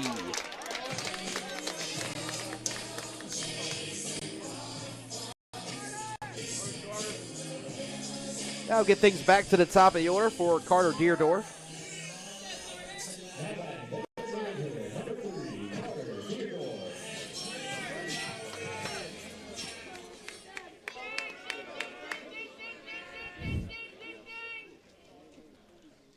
Deerdorf is sent out into right center field. Freeze it broke back, now coming in. They're going to be a little monster dives. He can't make the play. They're going to wave Kaminsky around third. Throws coming home. It'll be offline. And North Greenville increases their lead. It's 5-1. Thought for a second that was going to be right to Jeffries, but you can tell he broke back thinking it was hit a little bit further than it was. He realized he had to come a long way, and it fell right in between the Bermuda Triangle out there, in between Showboy, Jeffries, and Caspero. And neither one of them could come up with it. Yeah, it will be a single with advancing on the throw for Carter Deerdorf, but he will get the RBI. North Greenville will take it. And that throw was offline. A good throw. There's definitely going to be a close play at the plate there to try to get Kaminsky. The throw was about 5 or 6 hopper in there. Monteith had a home run. Hat came up empty.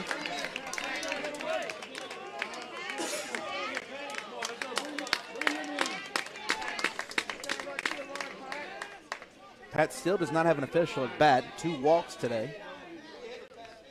He's very patient here in game 3. Breaking ball off the plate.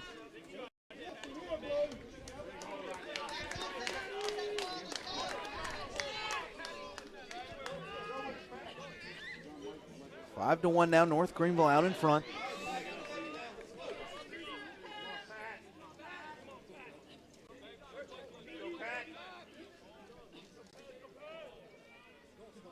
Again, here's the 1-1. That's well off the plate as well.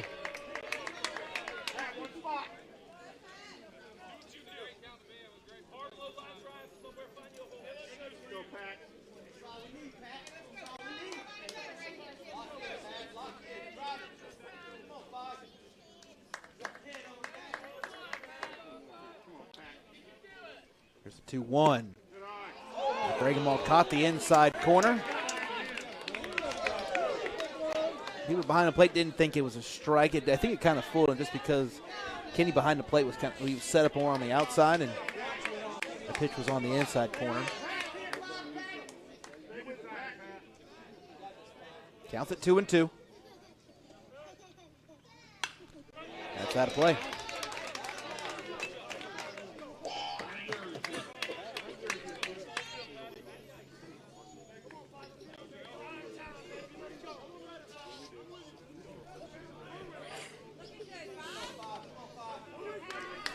Good news is it seems like the rain has stopped for the past inning or so hopefully it stays that way. You say that, it's probably going to come back with a vengeance here in the next inning or so. Here's the 2-2. That's chopped up the middle. That's going to be a tough play. Jones comes in, throws on the run, and they got him.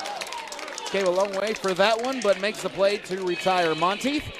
but not before the Crusaders strike for two, thanks in part to a home run from Jalen Vasquez and then a blue shot base hit from Carter Deerdorf. Extends the Crusader lead. It's 5-1 as we head to the bottom of the fourth.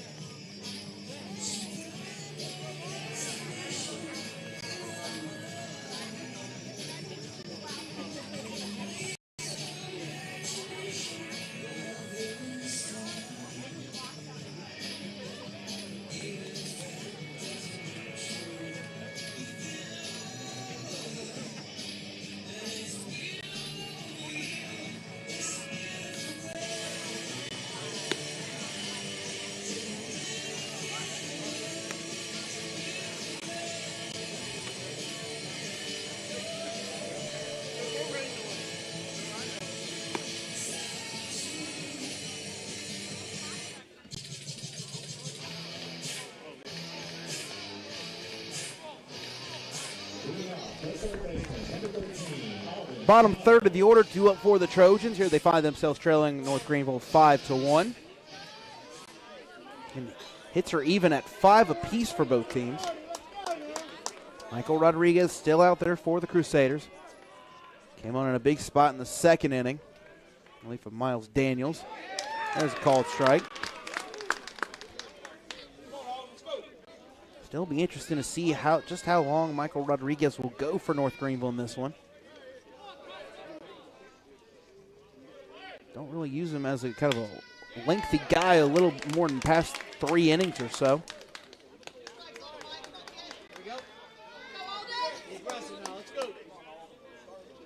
Pitched an inning and 2/3 thus far. And again, with the season on the line, head coach Landon Powell try to use him about as much as he possibly can here. See if he can get as much as he can out of him. 0-2 swung on and missed. Strike 3.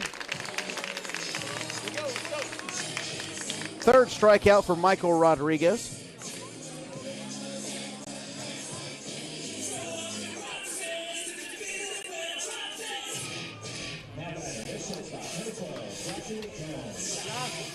Here's Joshua Jones. Jones has one of those 5 Mount Olive hits. Basic coming in the second. He was left stranded on second. And Michael Rodriguez came into this ball game. Mount Olive was up on top 1-0 with the bases loaded in the bottom second, looking for more. And enter Rodriguez, and they had the top of the order too. Alan Jeffries popped up to Vasquez at short, and then Paterno hit one hard, but it was right at the center fielder Monty to retire the side and get North Greenville out of trouble. Since then, North Greenville's gone on a streak of 5 unanswered runs. Yeah, and Rodriguez has been excellent. 27 pitches, 20 of them strikes. There's another one right there, 1-2.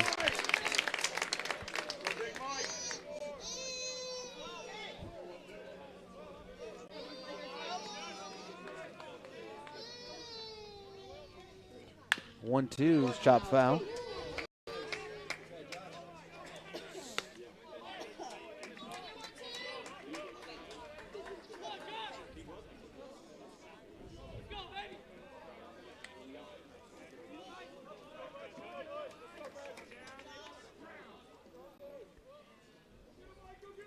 One-two popped up. They'll give chase, but that will get out of play.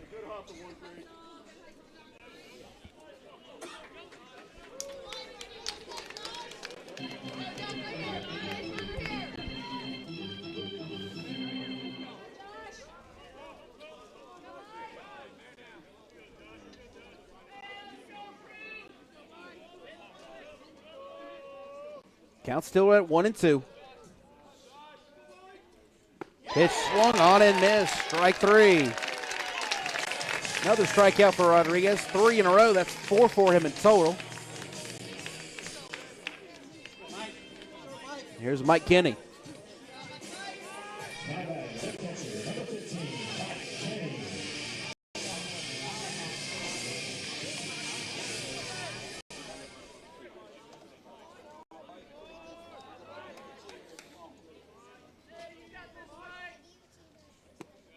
That one's low and in.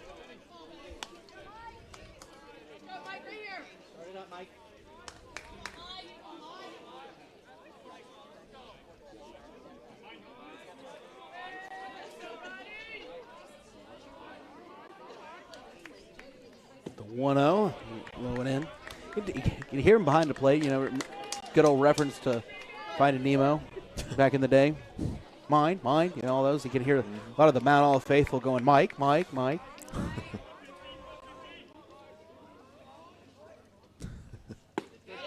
There's a strong fastball in the inner half, 2-1.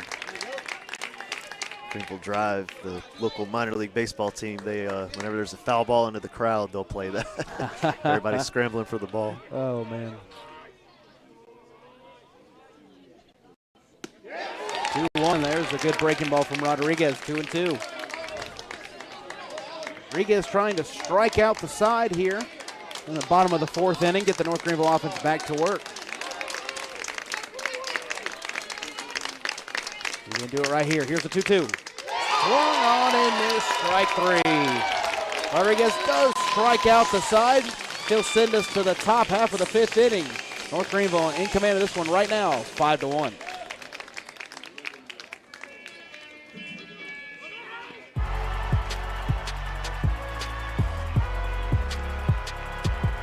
Number 32, Kyle Hornsby. Inside the 30. Touchdown. Michaela burns it. An incredible finish by Hall. The NCAA and its member schools offer nearly 500,000 college athletes a path to go pro in something other than sports. Learn more at ncaa.org.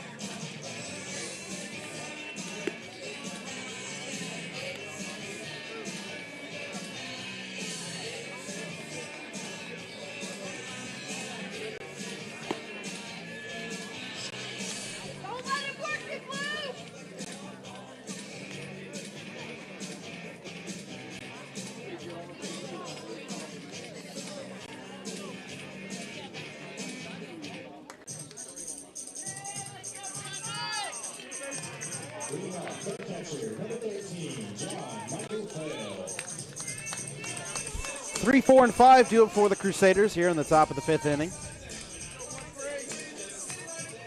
Fails 1 for 2 on the day. Had a 2-run base hit, 2 RBI base hit his last time up. That was with the bases loaded, where he's batting 500 now. What was that he said he's batting with the bases empty? I believe it was around right around 250.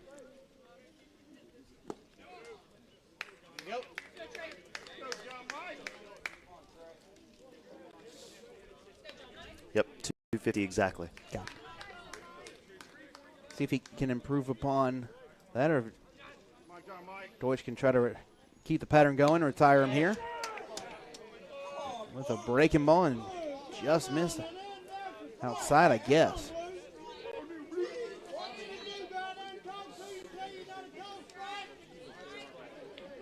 Count even at 1-1 to fail. Breaking ball hit on the ground to short. Jones has got it. Over to cross in, plenty of time, 1 out.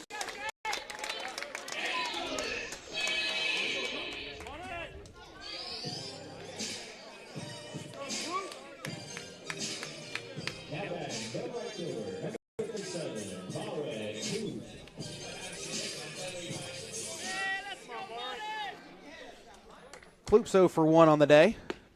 Comes up empty that time, 0-1. Did lead off the second with a walk. Grounded out the third and a third.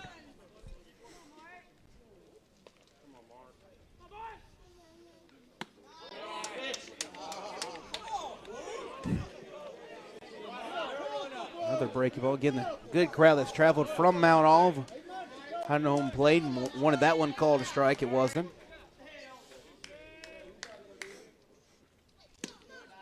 That's low now.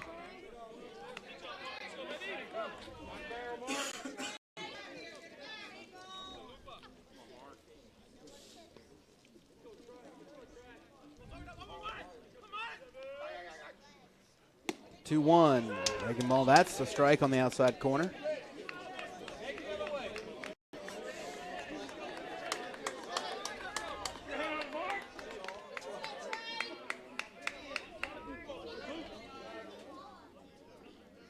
Right with the 2-2. Up there, 3-2.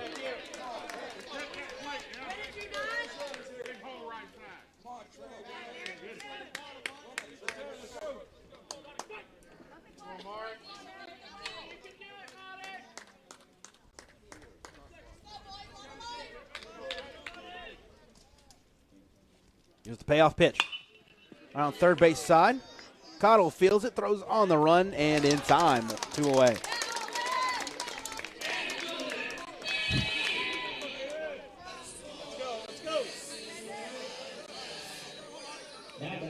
First baseman, number 17, David Lewis.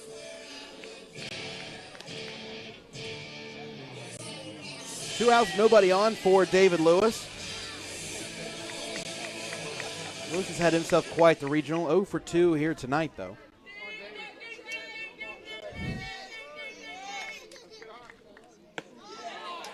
That was a good first pitch breaking ball from Deutsch. 0-1.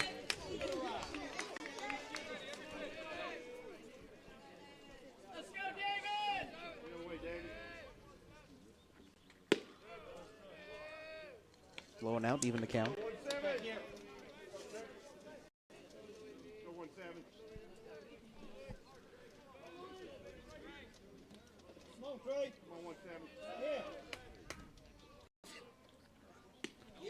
One comes with the breaking ball, but misses low and out.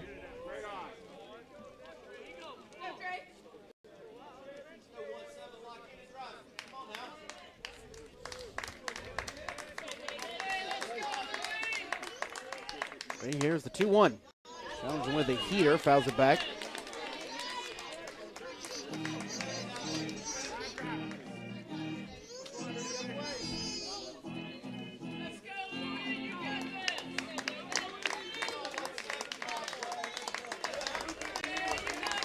He's across the board. Here we go.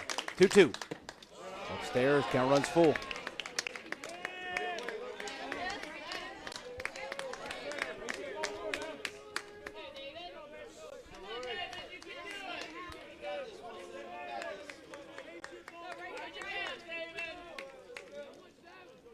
Ready? Here's the payoff pitch.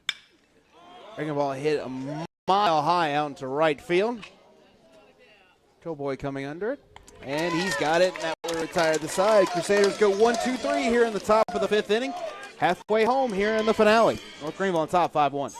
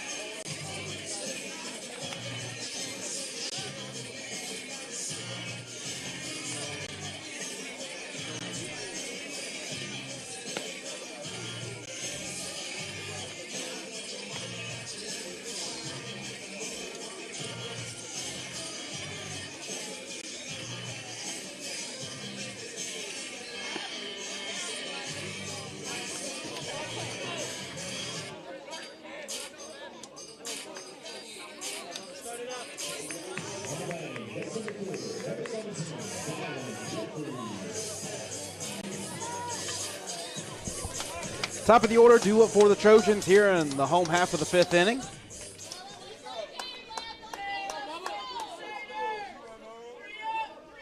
Rodriguez back out there on the bump for the Crusaders. That one's ripped out to left field. There's going to be Kaminsky out there. He's going to make the running catch. Nice job there from Andrew Kaminsky. Nice running play there. Dylan hit that one on the screws. Just hung up just a little bit too long.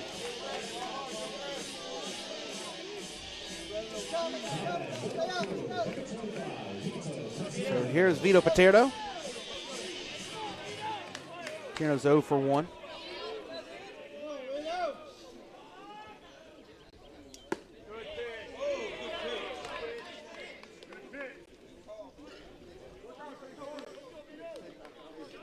I'm not quite sure where that one missed, but that's been the case for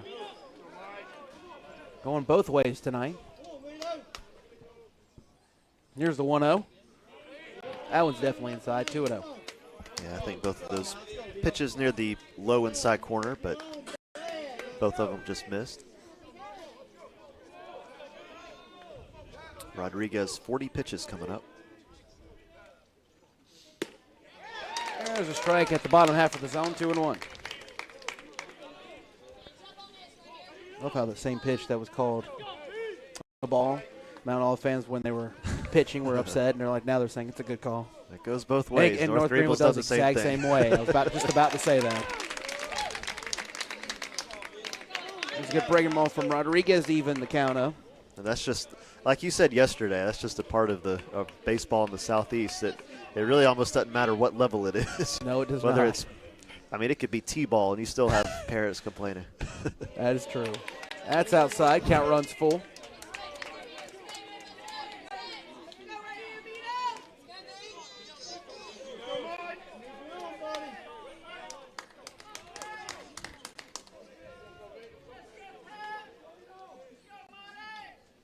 There's a 3-2 on the hands. That's going to be right to David Lewis. He'll handle that one. 2 away.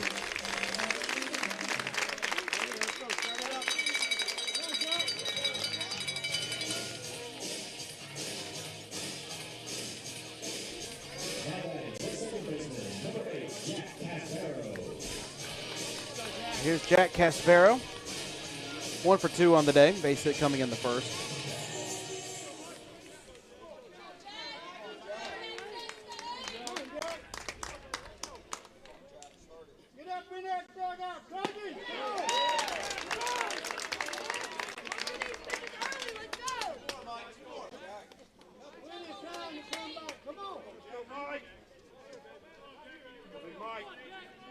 Counted 0-1.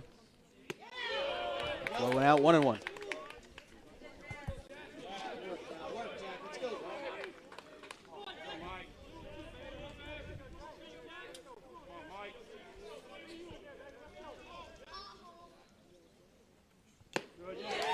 One fouled into the catcher's mitt, 1-2.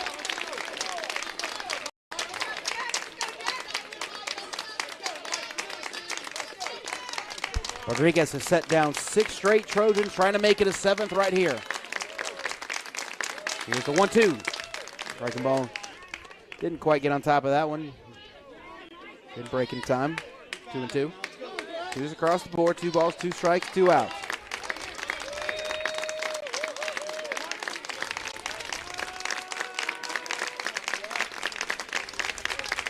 Here's the 2-2.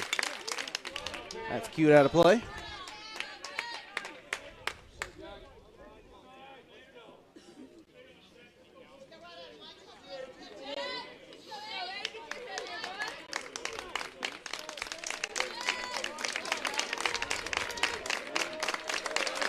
Rodriguez is ready. Here's the 2-2. Punched out of play again.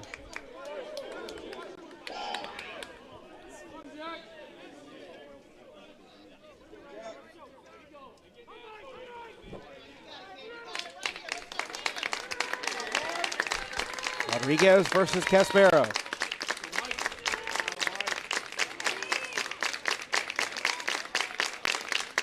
He's a 2-2. That's inside, 3-2.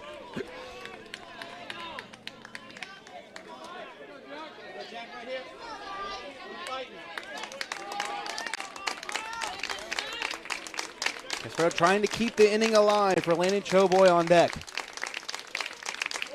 Here's the payoff. That's hit up the middle. That's going to get through for a base hit.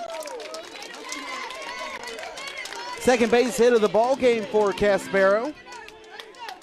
6 in total for the Trojans. They've now out-hit North Greenville 6-5.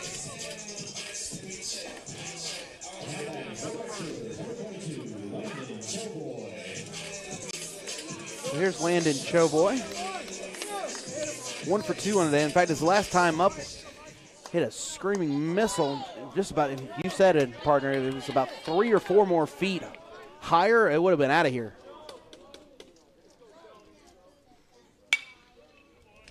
Slider, that's going to get poked out of play. Folks up on the hill, they're getting a lot of foul balls coming their way.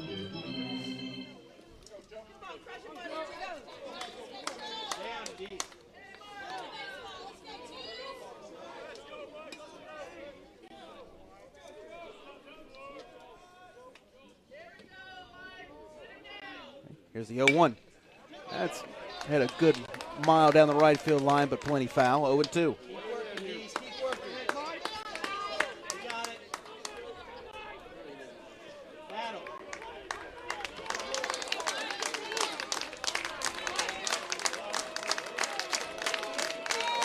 Faithful coming to life. The 0-2 runner takes off for second. Throw down will be a little late.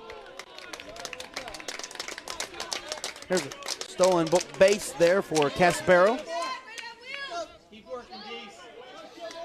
It's his 31st stolen base of the year.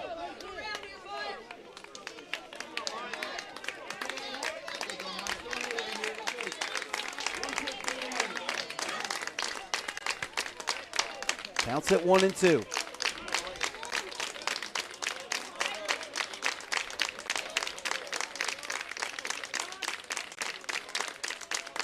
There's a 1-2. That's supposed to right field. That's going to get through for a base hit. Around third is Caspero. He's going to score, and it's 5-2. Great piece of hitting there from Choboy. Again, if you don't shift, the Little Greenville does live and die by that shift. There's times where it saved him, but right there it did not help them. And a great piece of hitting there from Choboy to see that and go that way with it. Yeah, and Caspero should get a lot of credit for that stolen base. Without that, just runners on first and second right now, but instead gets an RBI. Here's JT Stone.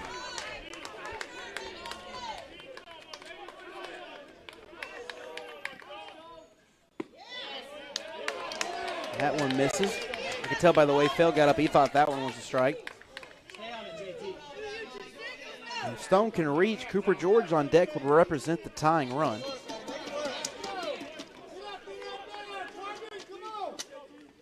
Here's the 1-0. There's a strike.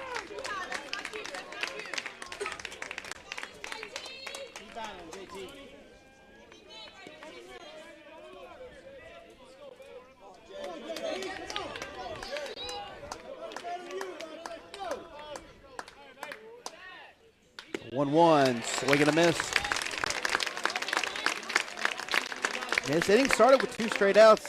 Dylan Jeffries flew out to left field. Paterno popped up to first base, 2 quick outs. And then back-to-back base hits, mixing a stolen base, and Mount Olive's grabbed a run here in the bottom of the 5th. The pitch. That one's lined down the right field line. Is hooking foul. Turned on that one, just couldn't quite keep that one fair.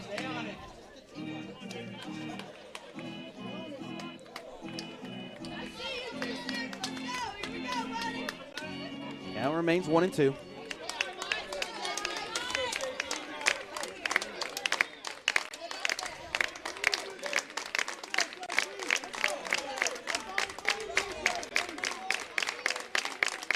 Here it is. High and tight.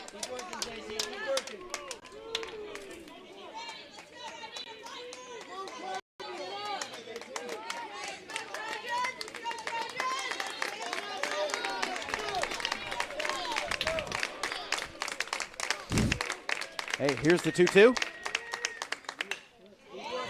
That's slapped down the left field line.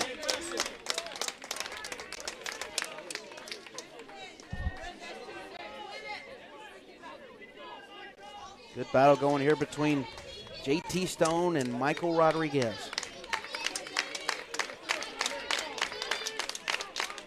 Well, already pushed one across here in the inning. Trying to see if they can continue the two-out rally. The pitch.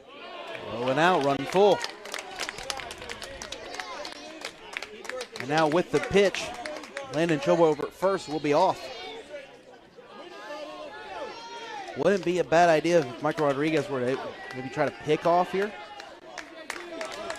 Yeah, possibly. Wouldn't be a, if I'm Chobo over there first, it wouldn't, he is not. Runner takes off, and there's a called strike 3 to get North Greenville out of the inning.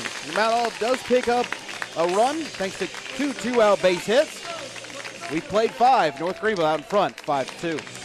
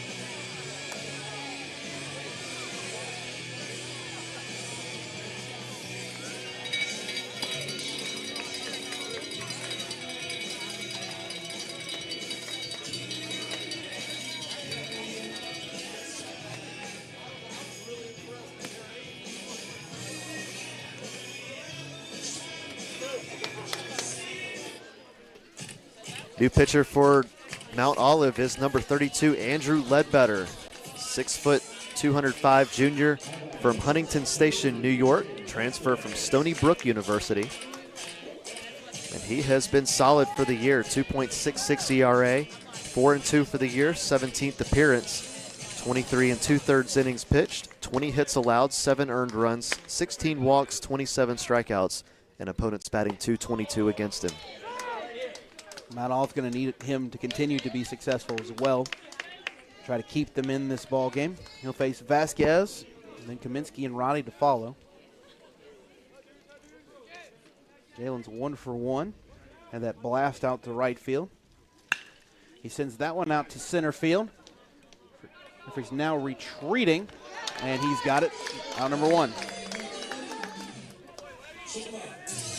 First time Vasquez has been kept off the base pass today. So here's Andrew Kaminsky.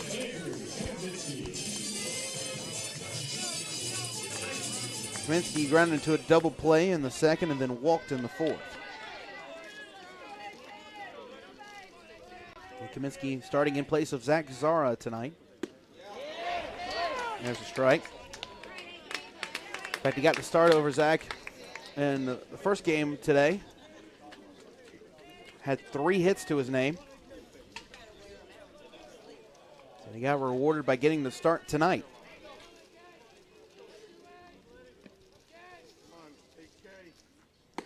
The 1 had a home run hack. Came up empty. And he's got to shorten that swing a little bit here and try to find a hole somewhere. If you're Ledbetter, you just trying to find a, maybe probably come with the breaking ball right here. Maybe try to get him to chase one. Here's the 0-2. He decided to come with a fastball and completely fooled Kaminsky. I mean, a fastball right down Tigerville Boulevard. I mean, that was right down the middle.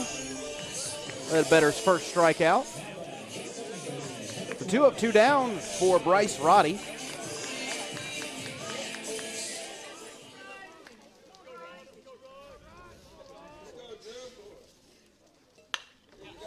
First pitch is fouled out of play.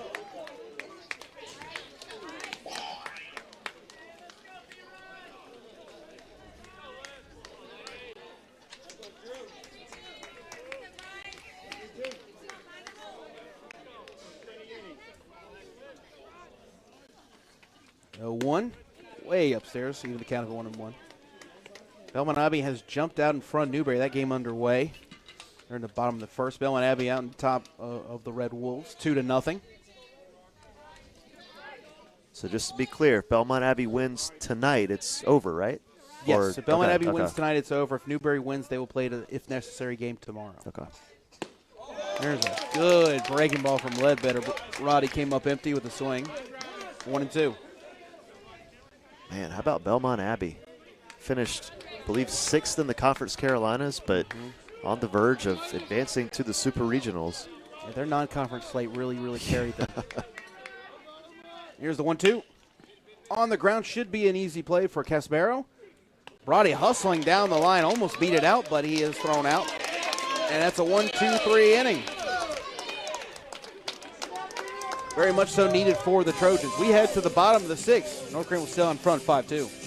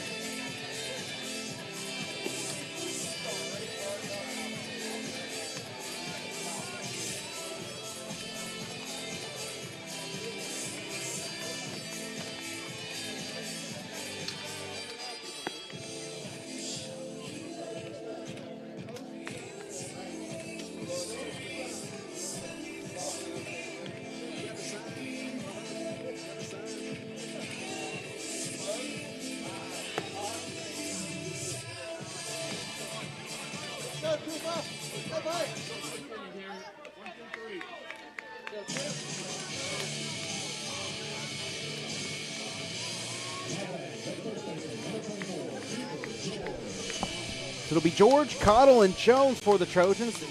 Got to find 3 runs here in the next 4 innings or so to keep their season alive.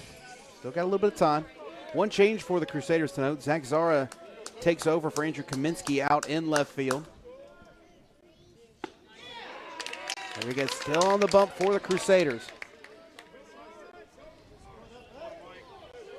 George is 1 for 2 in the evening here in Game 3.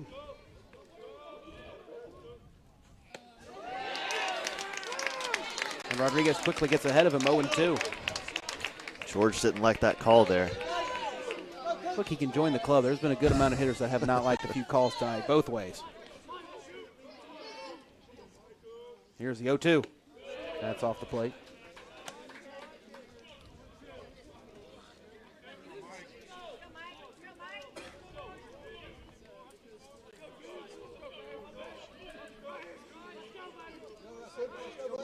One, 2. Inside.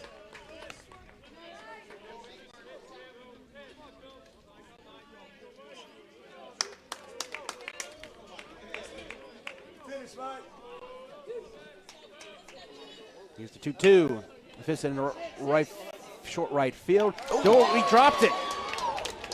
It was an easy play for David Lewis. He just straight up dropped it. That's an error there. E3 right there, charged to Lewis. Again, just kind of certainly catching and just absolutely straight up dropped it. That could prove costly for the Crusaders going forward, as here's Alden Cottle.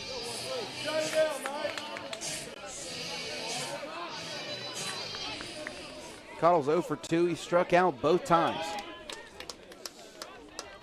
Once against Miles Daniels and once against Michael Rodriguez. There's a strike.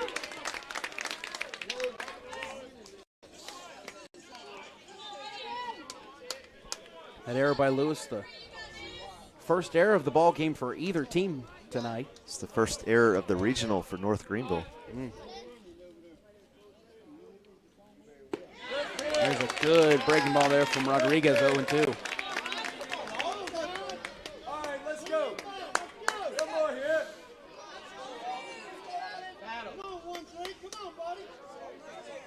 Working ahead, I like it. I guess way ahead, 0-2. Cottle just got a piece of that one. Michael Rodriguez now at 71 pitches. There is action in the NGU bullpen, so got to think he's nearing the end of his outing. And a guy that's not really a long reliever, a starter, or anything like that. He has a starter experience, but not a whole lot of it here in Tigerville. Yeah, he did have a good bit last year. That one's ripped up the middle. Vasquez makes a stop throw to Roddy for one on to first. They turned the double play. They did. Cottle hit a rocket up the middle. Vasquez snagged it, flipped over to Roddy for one. Over to David Lewis. Complete the double play. Nice play.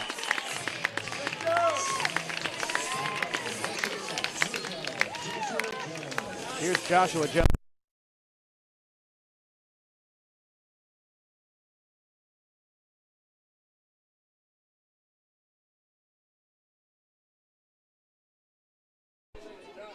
Jones is 1 for 2 in the ball game. First pitch strike. Here's the look at the replay. Nice little snag there. Roddy, that was a great turn by him as well. Good call. David Lewis showing off his athleticism. I think Lewis was stretching quite a bit. Yeah. He came in from Clemson. Caden Grice is starting first baseman over there for him. He can do splits. So I'm assuming he's learning how to stretch from him. So you're saying he truly defied the odds? Yeah, that's exactly what I'm saying.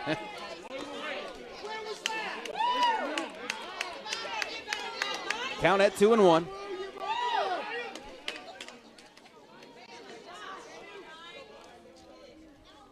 Here's the 2-1. There's a breaking ball for a strike. 2-2.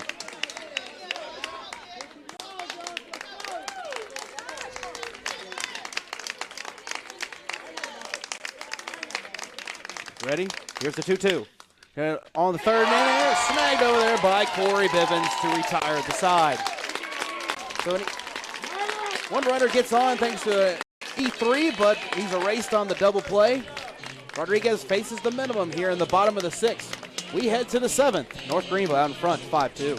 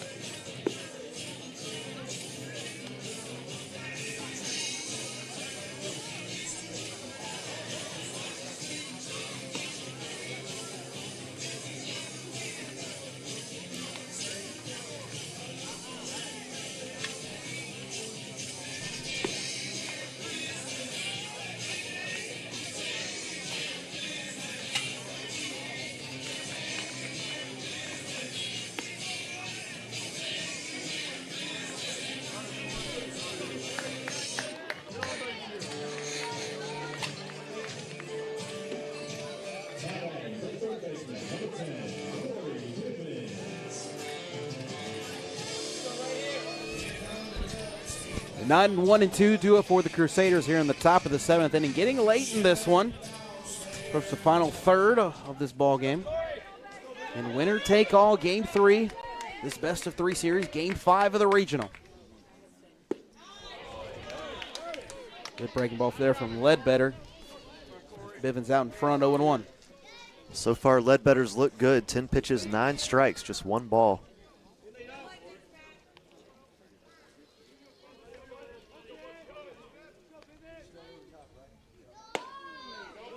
That one misses high.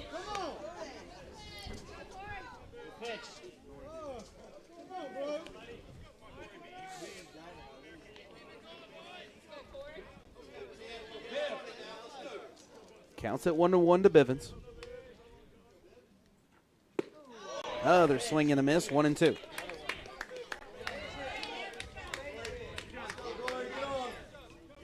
North Greenville looking for their first hit since the 4th inning. That was by Carter Deerdorf that brought home their 5th run. Have not had a hit since then. 1-2 skips up there. Ooh, got the umpire. Yeah, looks like it got a piece of Danny Everett behind the plate.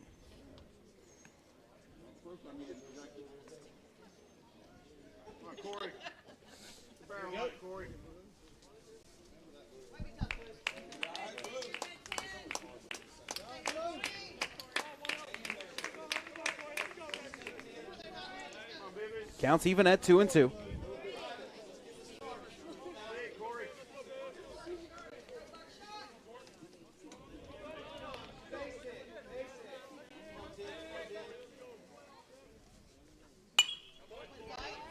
Try to go the other way with it, slap that out of play.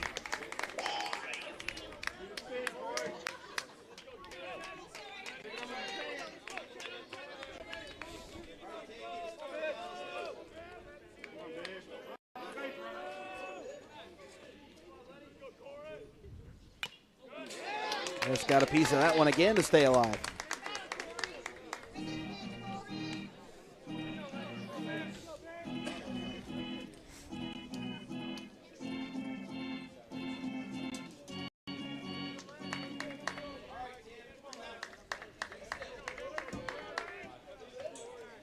Here's a 2-2. Dragon Ball definitely did not get on top of that one. Count runs full.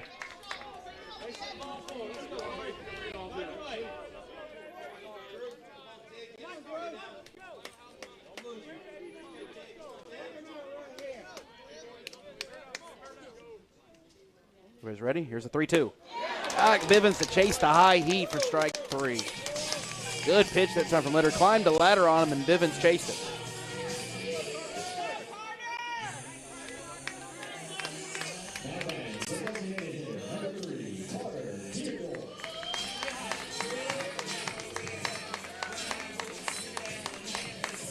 So 8 straight Crusaders have been retired. In fact, the last Crusader to reach was Deerdorf, as I mentioned earlier, on that base hit a couple innings ago.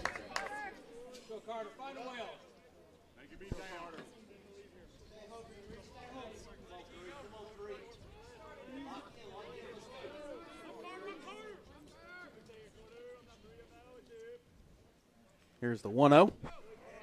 Spiked up there, 2-0.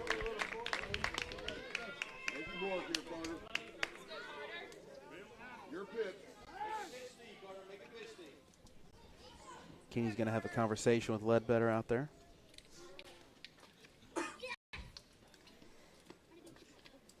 Newberry did strike for 1 in that bottom half of the 1st inning, so they're now, it's 2-1 now. They're in the bottom of the 2nd inning over there in Newberry, South Carolina.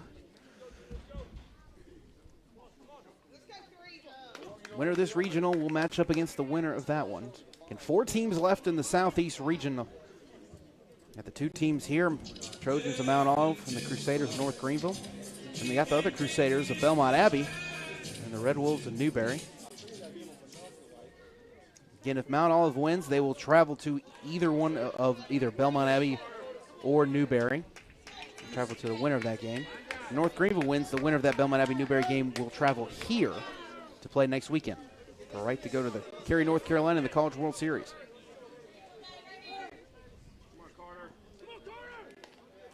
Hitter-friendly count here for Deerdorf. Had a hack at that one, fouled it back.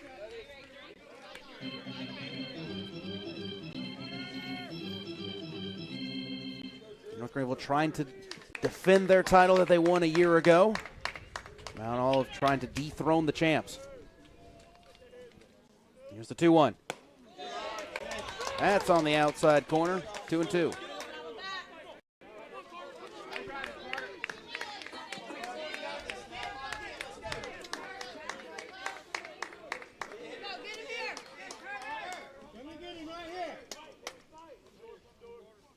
Everybody's ready. Here's the 2-2. Tried to get him the chase upstairs. He did not. 3-2.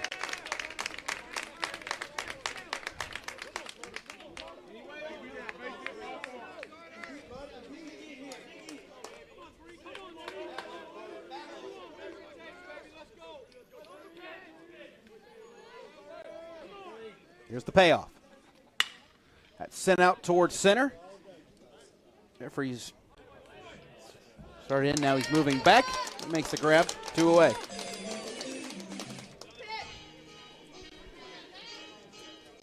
Here's Pat Monteith.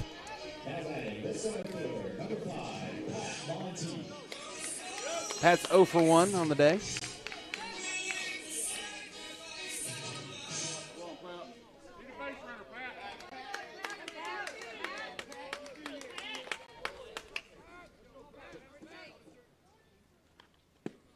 Liber's first pitch to him breaks too far low, 1-0.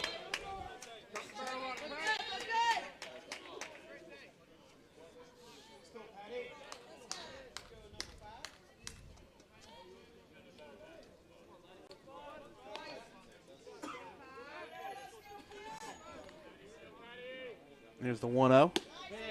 There's a good break ball on the outside corner, 1-1.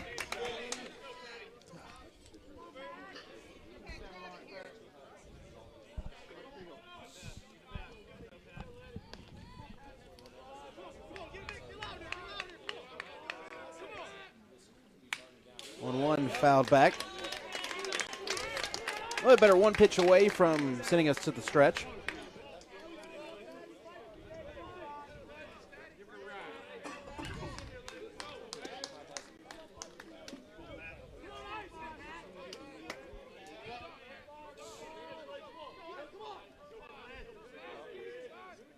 Comes with the 1-2.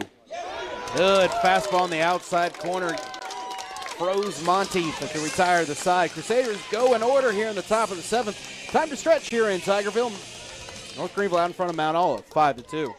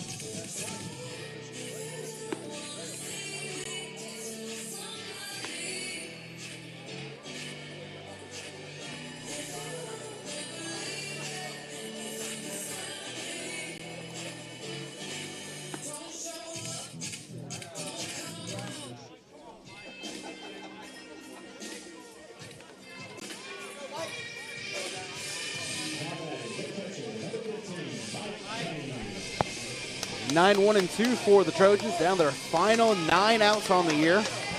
Got to get something going as they find themselves trailing 5-2. Rodriguez still on the bump for the Crusaders. This is low and in.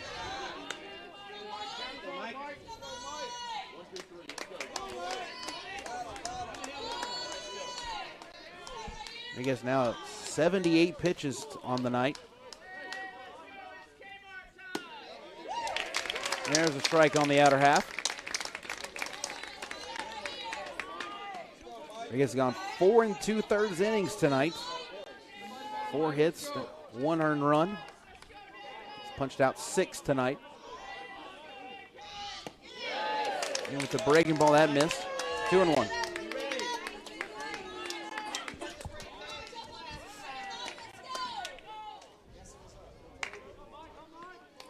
Kenny's 0 for 1 tonight. Did reach on a walk in the second.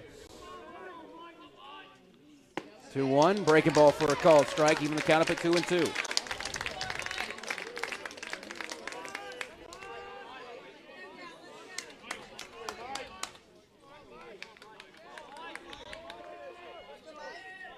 Ready? Here's the 2-2. Resound pokes that one out towards Roddy in short right field. Long throw at first. He pulls him off the bag.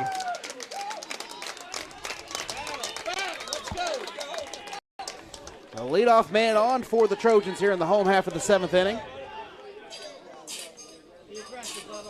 Looks like to me, Roddy, he had a little bit more time than he actually did. Yeah, I don't know if that ball just kind of slipped out of his hand as he threw it or what, but yeah, I mean, it was clearly off target, way off target. I gotta be honest with you, though, even if it was on target, I think Kenny beat that out. I think he was trying to throw it harder than he actually was. Yeah. Because I think it slipped out of his hand. I think that's what happened there. There's the top of the order for Dylan Jeffries, 0 for 3 tonight.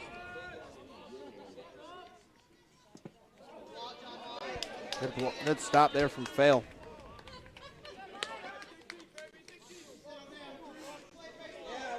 Five runs on 5 hits, 2 errors for the Crusaders, 2 runs, 7 hits, no errors for the Trojans.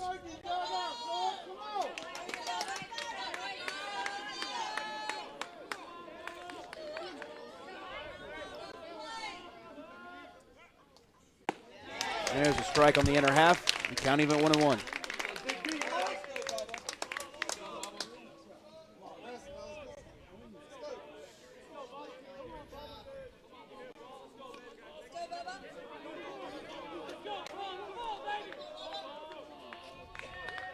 Ready with the 1-1. That's going to hit him. Jeez. Yeah, that hurt.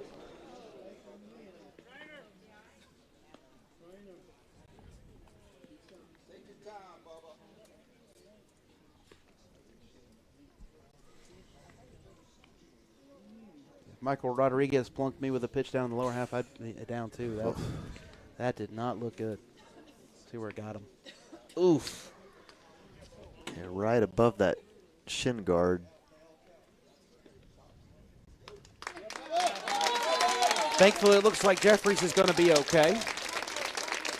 It did look kind of more so in the, just barely a little bit more so on the meaty portion. Didn't look I was worried bone. that it was off the knee, but luckily that was not the case. Doesn't make him feel much better, but no, it does not. So an E4, then a hit by pitch, and now Mount Olive's got the tying run at the plate. Tino's got some pop. He's got 3 home runs on the year. If he were to hit a 4th, we'd be tied. And runners at first and second, nobody out. Opportunity for Mount Olive to at least creep back in. Just want to try to cut into that North Greenville 3-run lead. Way outside. Count at 1-0.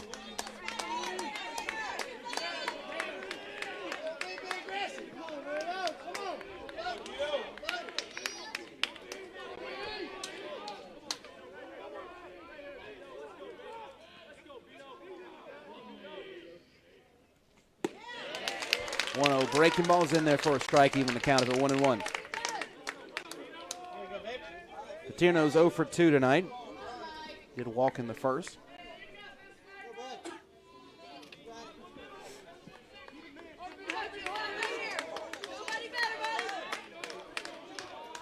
He's just ready.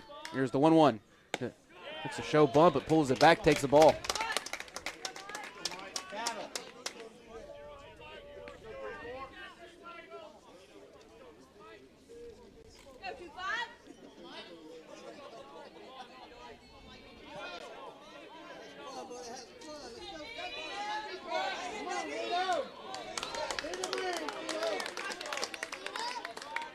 Pitch up coming here, the 2-1. Hello, look out. That was just over the head of the on-deck hitter, Jack Caspero. Count even at 2-2.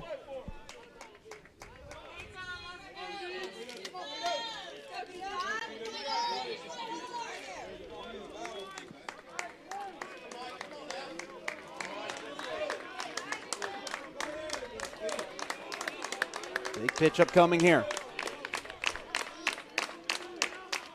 The 2-2. Outside.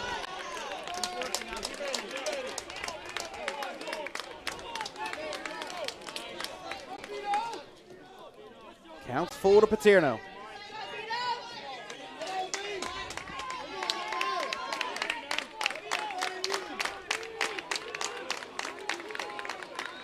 Here's the payoff. Chugged on the ground to short. Vasquez is going to have to come in. His only play will be to first, and it will be in time. Runners do advance. Both are now in scoring position. Nonetheless, a productive out for Paterno.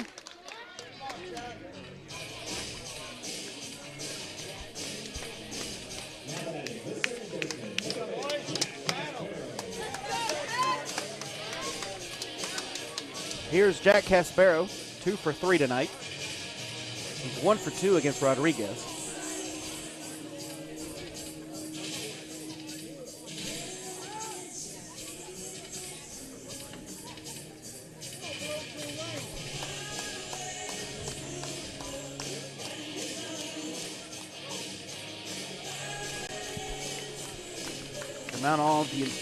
North Greenville's defense is going to be playing back here. You just need to try to put something in play for sure. And here comes Landon Powell. Here's Rodriguez. Day will be done if it is. It is an absolute phenomenal performance for him on the mound. He pitched 5 innings of 4-hit, 1-run ball. Of course, Kenny and Jeffries are still his responsibility, even though if Kenny does score, it'll go down as an unearned run.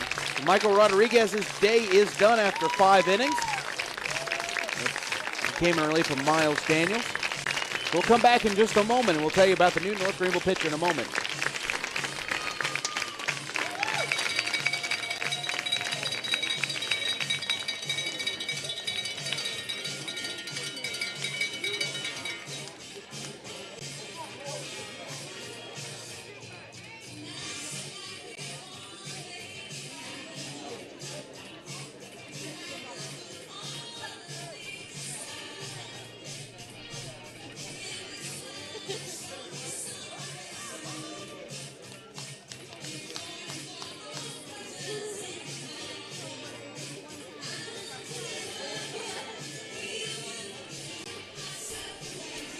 All right, new pitcher for North Greenville is number 18, Nate Roof, the redshirt junior, 6'2", 175-pound from Lexington, South Carolina. Saw him yesterday. A 2.95 ERA coming into today, 1-0 for the season. This will be his 16th appearance, does have 4 saves on the year, 21 1/3 innings pitched, 13 hits allowed, 7 earned runs, 10 walks, 30 strikeouts, and a 165 opponent batting average.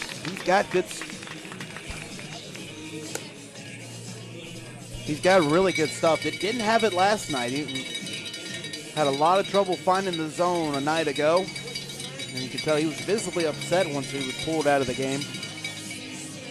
But overall this season, Landon Powell having trust in Nate Roof. Again, that 2.95 ERA, he has that for a reason. He's got really good stuff. He's got a sharp breaking ball, fastball that can sit low to, can get up to about 95 miles an hour at times.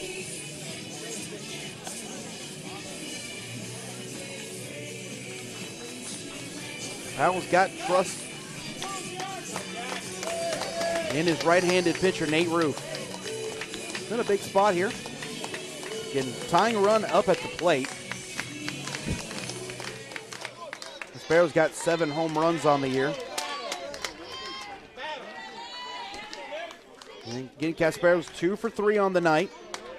Base hits in the first and the 5th.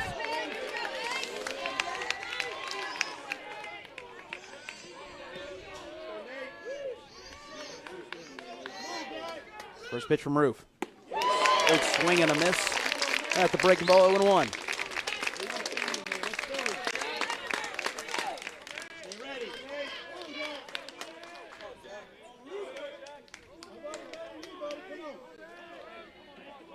Here's the 0-1. Breaking ball, called strike 2.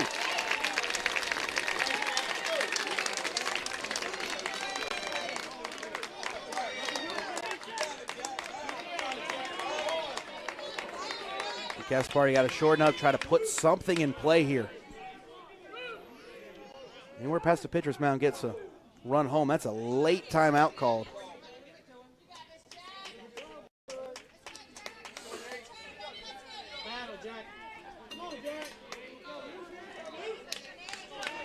Count sits at 0-2.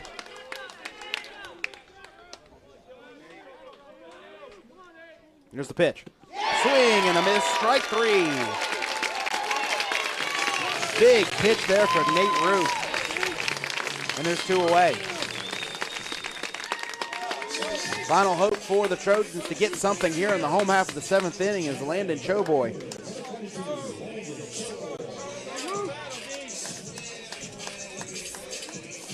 Not many Trojans saw Michael Rodriguez very well, but Choboy was one of those that did. He was 2 for 2 against Michael Rodriguez. Almost hit a home run in the 3rd, then had a base hit in the 5th.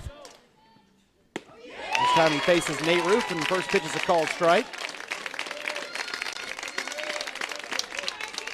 Nothing but strikes ever since Roof has come into the game. Noticeable difference from a night ago.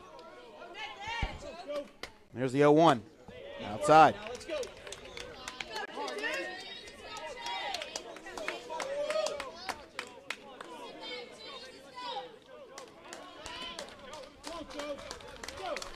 Down even at 1-1. Pitch is sent out to left field. Look for a second. Got it, but that's going to be an easy routine out there. So Zach Zara out and left. Thought for a second Choboy might have got one out of here, but it was off the end of the bat, and a great job there from Nate Roof to come in and shut the door to keep Mount Olive from scoring here in the bottom of the 7th. We head to the top half of the 8th inning. North Greenville 6 outs away from a regional championship.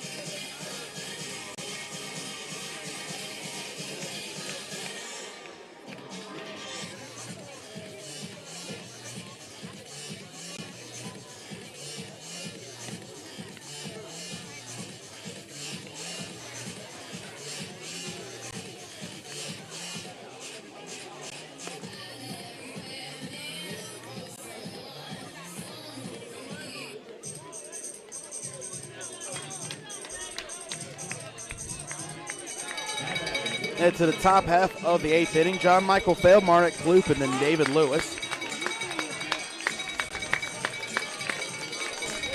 Crusaders trying to pick up some insurance runs here. Now trying to keep things right where they're at. Fail's 1 for 3 on the day.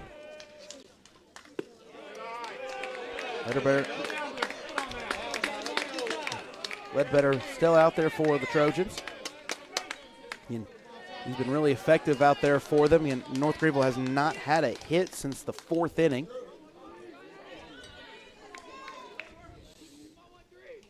In fact, 10 straight Crusaders have been retired in order. There's a strike on the outer half.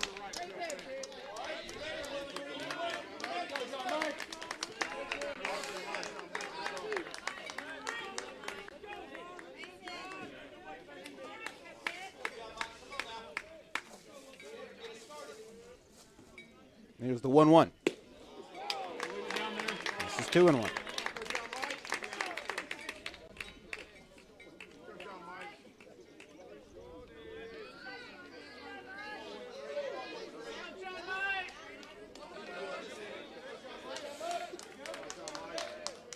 Now here for Fail, the 2-1.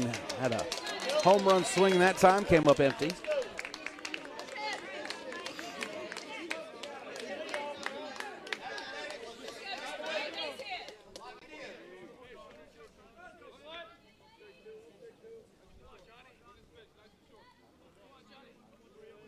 Trying to get his 3rd strikeout of the ball game.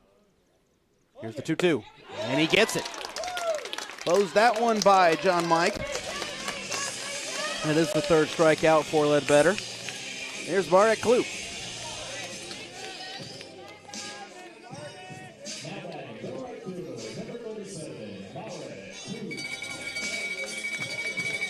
So here's Marek Kloop, 0 for 2 in the ball game, 2 groundouts to 3rd. Did reach on a walk as well.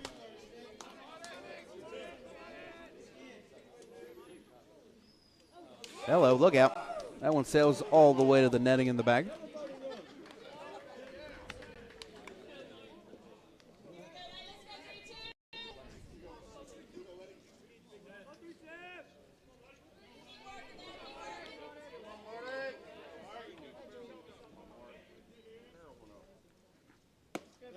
There's a good breaking ball from Ledbetter, 1-1.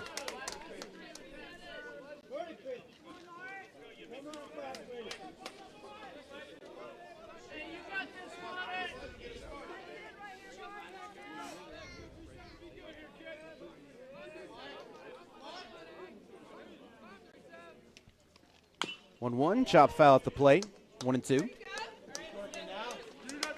Trojans in the bottom of the 8th inning will have A.T. Stone, Cooper George, and Alden Cottle. It'll be Joshua Jones and then Mike Kinney if they get there.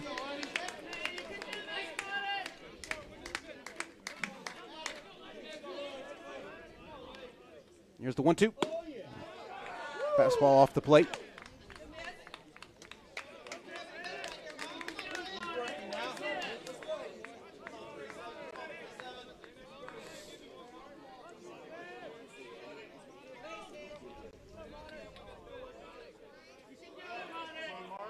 Count even at 2-2. Here's the pitch. It's back to the net.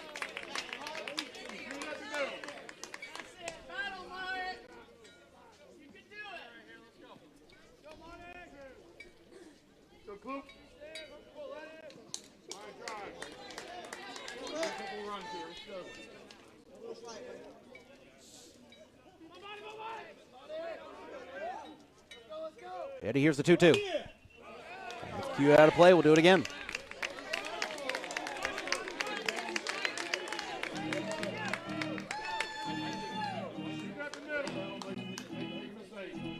Five to 2, North Greenville here in the bottom. It's going to be top half of the 8th inning.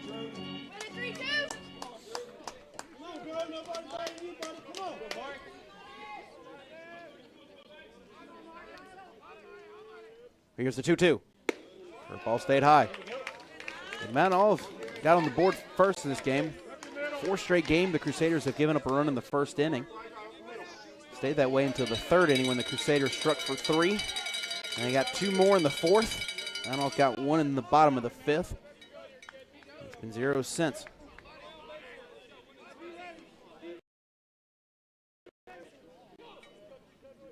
Here's the 3-2. Swing and a miss. Another strikeout for Ledbetter. Strikes out Failed, and now strikes out Kloop, and there's 2 away. For the Crusaders here in the top of the 8th inning is David Lewis. Lewis is 0 for 3 in the ball game.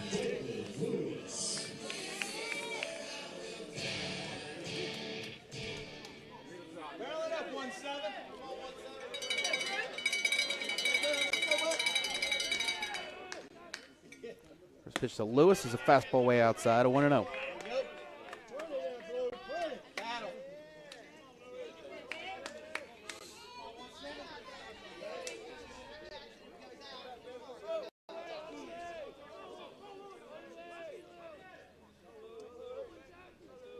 Ready? Here's the 1-0. Skips up there, 2-0.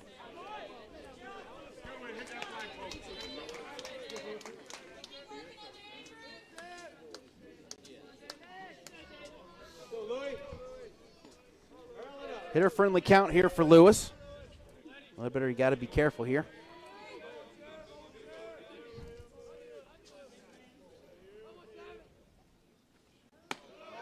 Fastball sails high, 3-0.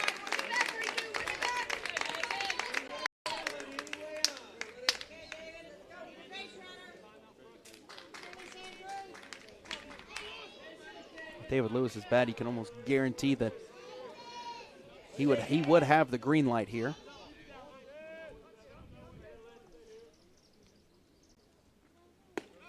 Not swinging there, and it says it's low, ball 4. 2-out base runner for the Crusaders. Well, that is their first base runner since the 4th inning as well. Breaks a streak of 12 straight Crusaders set down in order. Here's Jalen Vasquez. Jalen's 1 for 2 in the ballgame. Hit by pitch in the 2nd. Wants a solo shot to right in the 4th inning and then flew out to center field in the 6th. First pitch ball.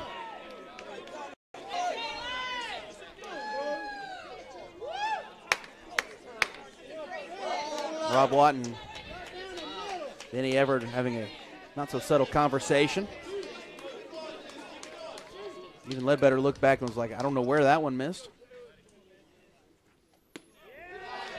Oh no, breaking ball stays high.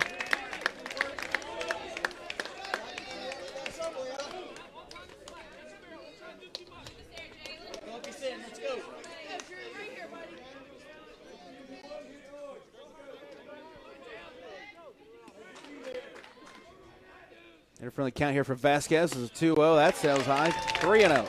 7 straight out of the zone for Ledbetter.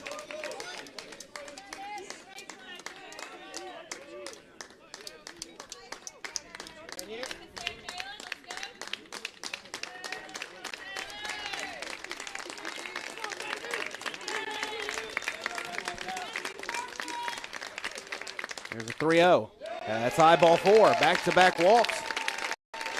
There's action in the Mount Olive bullpen. It looks like Rob Watt is going to make his way out there for a change. Going to get time called. There he does. Yep, he makes the call. He makes the motion down to the bullpen. We will have a change. We'll come back and tell you about the new Trojan pitcher in a moment. North Greenville threatening. Runners on 1st and 2nd. 2 out.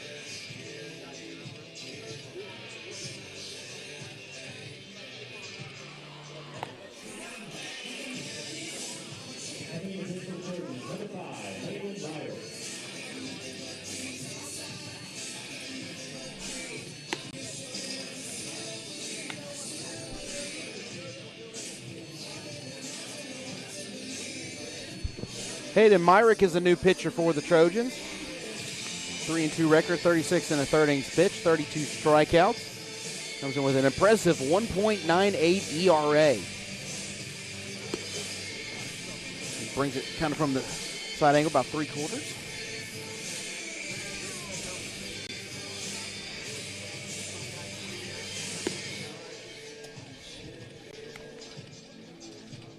First man he's going to face is going to be Zach Zara. Be Zara's first plate appearance of the night since coming in for Andrew Kaminsky in left. By the way, Newberry has taken the lead on the Crusaders of Belmont Abbey. They've come back. They struck for 2 in the bottom of the third. They now lead Belmont Abbey 3-2. If they were to win that one, they'd force a necessary game tomorrow afternoon.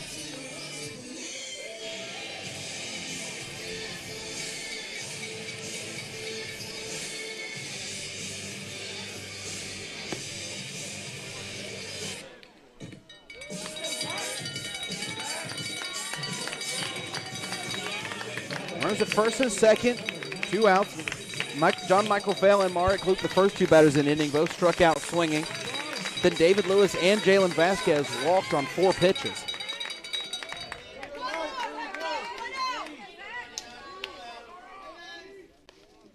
Now here's enter Hayden Myrick. First pitch to Zach Zara. The breaking ball in there for a strike 1. Zara, 225 batting average, 3 home runs, 21 ribbies.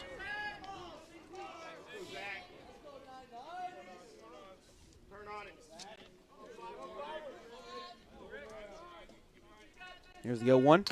That's off the plate, 1-1.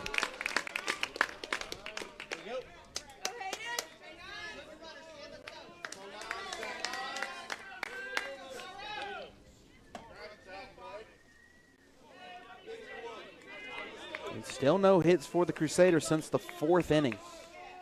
I don't know if pitching's done a nice job ever since then. There's a good pitch, 1-2.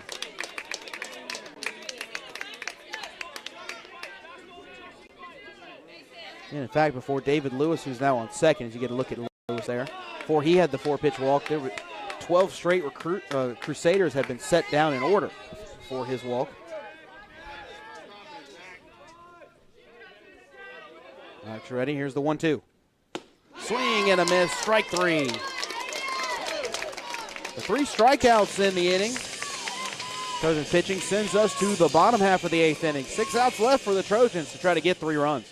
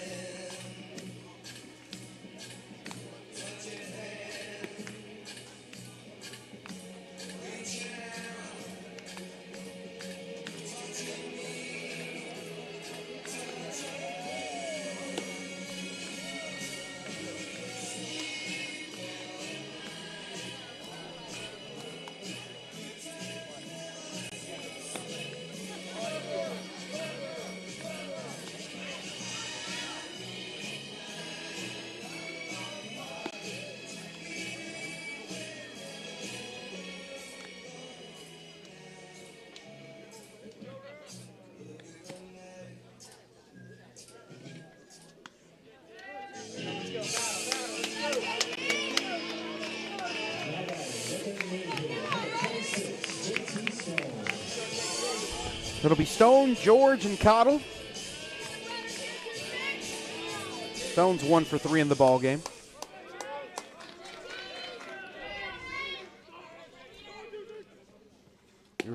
Nate Roof still out there for the Crusaders. Came on in relief of Michael Rodriguez an inning ago with the runners on second and third and one out. Got a strikeout and then a fly out to end the frame. First two missed the zone here.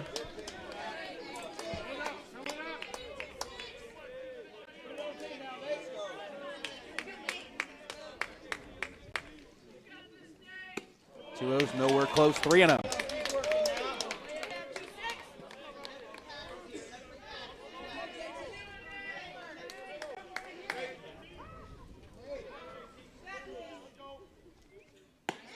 There's a good pitch on the outside corner, 3-1.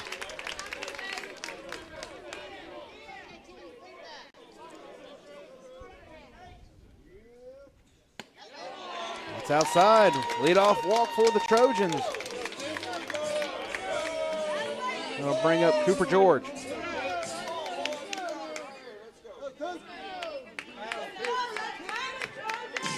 George is officially 1 for 3. Had a base hit in the second and then reached on an E3 in the sixth. That was one of 2 errors committed by North Greenville. First pitch to him is a breaking ball in for a called strike.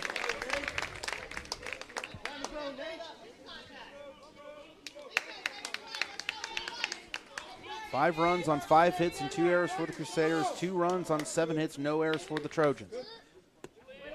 That's outside.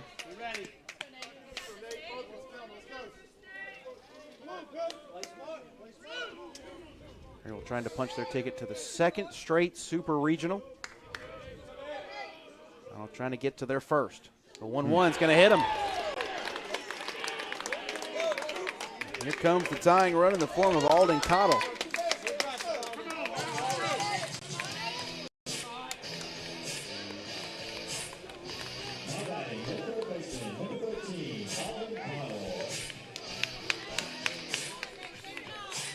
Cottle's 0 for 3 today. Struck out twice, and he's grounded into a 6-4-3 double play.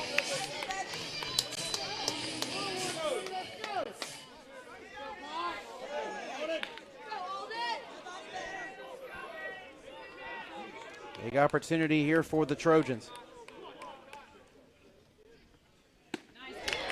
Swings and misses at the breaking ball, 0-1.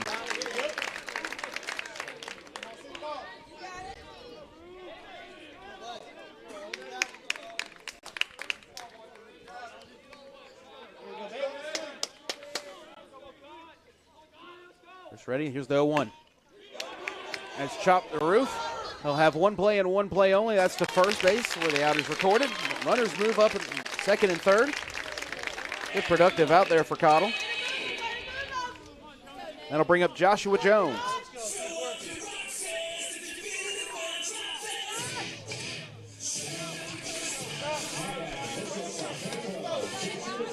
Jones 1 for 3 in the ballgame. That base hit coming in the second.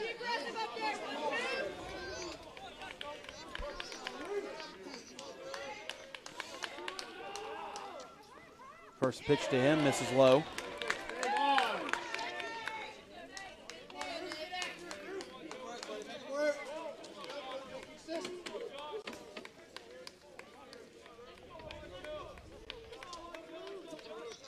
Here's the 1-0.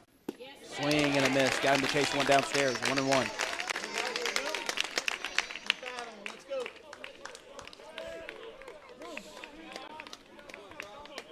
Roof was in this position. You know, he inherited it last time. Put himself in this situation this time. There's a strike, 1-2. He was able to get the strikeout and then a fly out to end the threat an inning ago.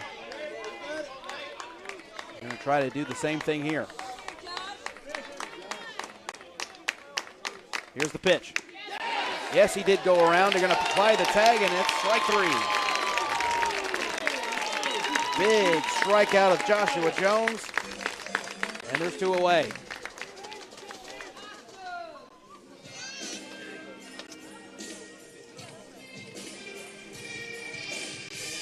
Get another look at it. Yeah, he definitely, clearly, obviously went around. That was never a question there. Here's Mal's going to call an offensive timeout. In fact, they're going to call everybody in. Huh. Don't know if I've seen that before. I don't know if I've ever seen this. I think even Landon Powell was asking about it. Like, is this allowed? I mean, not even that. They brought the first base coaches come over, the runner in second and third, and the batters come over and have a little meeting at the dugout here. Can't say I've ever seen this. No. Before. I didn't even know that was allowed. I mean, you see that happen. I mean, there's no reason why you can't. Oh, the rain's starting to come down. Just realized that. Yeah, from our vantage point, it's tough to really tell here. I guess I can look at the roof there and see that it's coming down. But rain's starting to come down a little bit.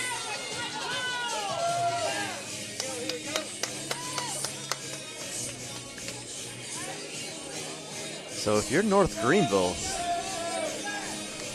what are you expecting here? I mean, seems like they might try to pull something out. Yeah, I mean, you've got to think that they've got some kind of play in mind, maybe to draw a balk or something. I've never seen that before. It does appear we're going to get a pitch hitter. Number 10, Gordon Pill.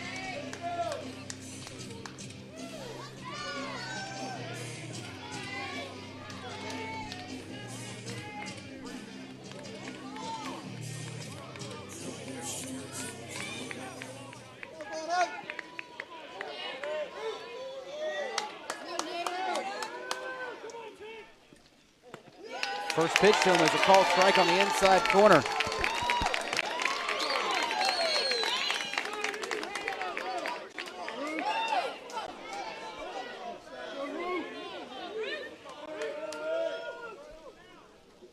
Here's the 0-1.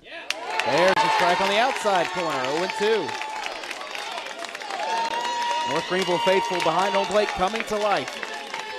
Nate Ruth trying to pull a Houdini 2 innings in a row. Here's the 0-2. Gets to their good stop there from Fail.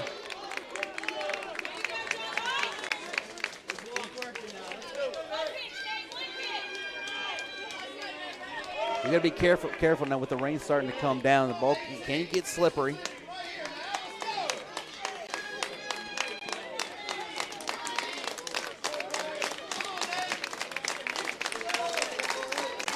Counts at 1-2.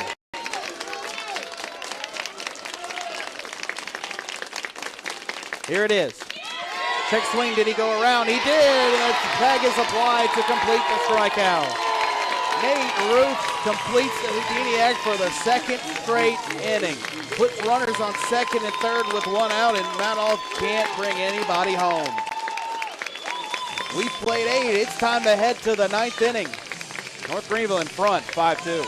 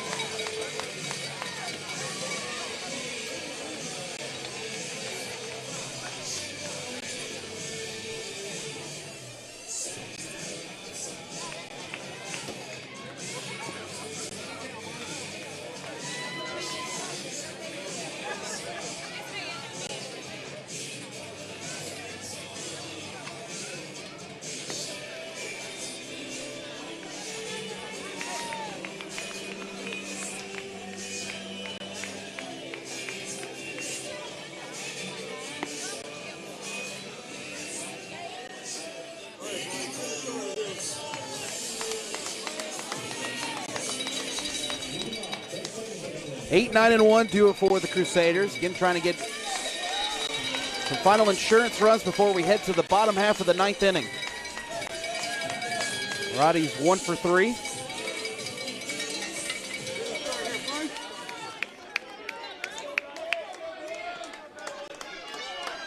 Good shot right there. The rain is starting to really come down now here in Tigerville. That one's outside. Myrick out there again for the Trojans. Trying to keep things right where they're at.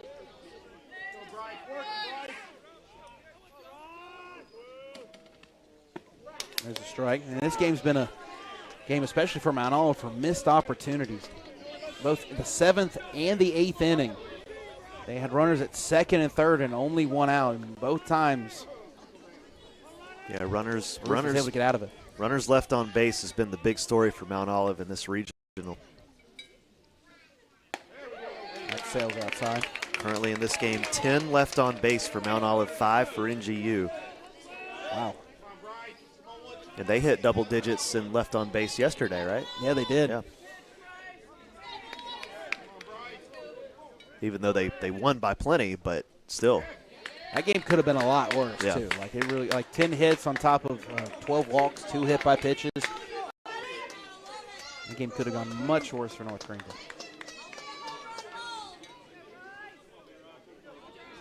Hitter-friendly count here for Roddy. North Greenville still hasn't had a hit since the 4th inning. That was with a 3-1 backdoor breaking ball.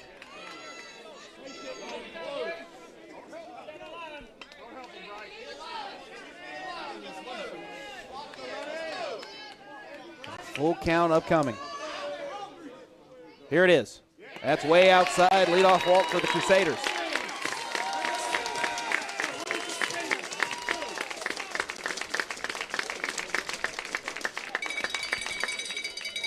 Then we'll step Corey Bivens, but here's before that happens, we're going to get a mound visit from Rob Watt. He's come out there and he's just talked to his players before in meetings, but I haven't seen him make it call to the bullpen yet.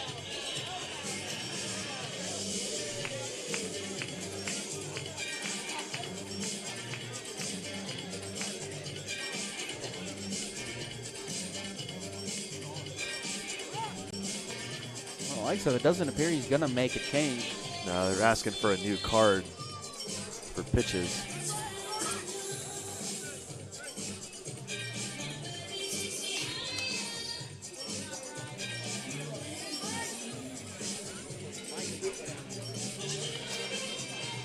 I wonder if he's talking to the home plate umpire, maybe talking a little bit about some stuff that's happened earlier in the game.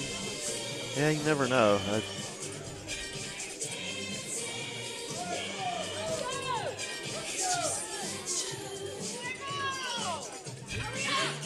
I will say both sides have definitely taken issue with some of the with the strike zone tonight. You got to look at the shot of rain coming down here. Yeah, it's starting to make its way. There's a lot of it, but it's very light. It's very light. Not coming down hard by any means. So, I can barely looking out our window here now. I think that's probably with our lighting situation that we have in here. It's really tough to even tell it's raining out there from our viewpoint. Now we look at the cameras, we can obviously tell. A little more obvious there, and if you look over at the lights, you can see it a little clearer. But yeah, I don't think it's going to be an issue. The only place it could be an issue is the pitcher's mound, and it's going to take, if it stays like this, unless it gets harder, it's going to take quite a while for it to start to build up there. Absolutely. Here's Corey Bivens, 0 for 3 in the ball game. He's been struck out twice. Shows Bunt is going to wear that one right on the chest. Squared around to show Bunt. They're going to peel down to first. He did not go around, so that'll be a hit by pitch.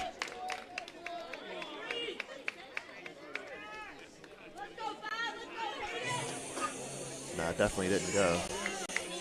He took that one, stayed in the chest, but looked more like it was more on the side there.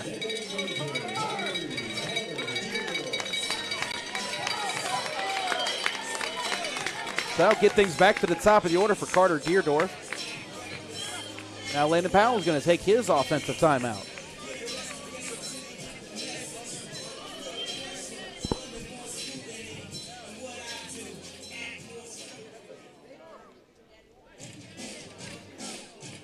Part of me wonders what he's thinking.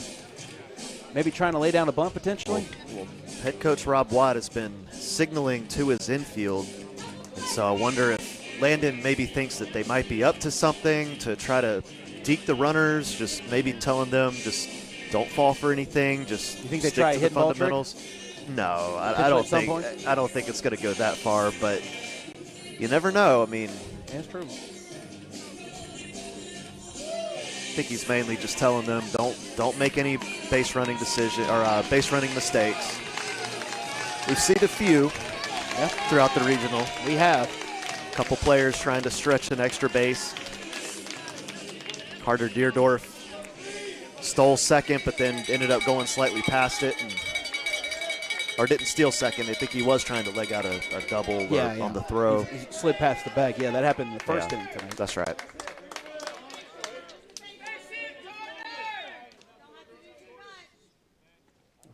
Not showing bunt. Takes the first pitch, called for a strike.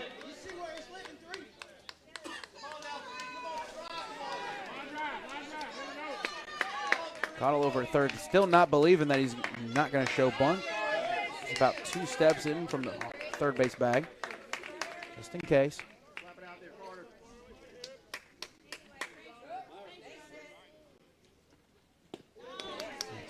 Swing and a miss at that one. Quickly 0-2.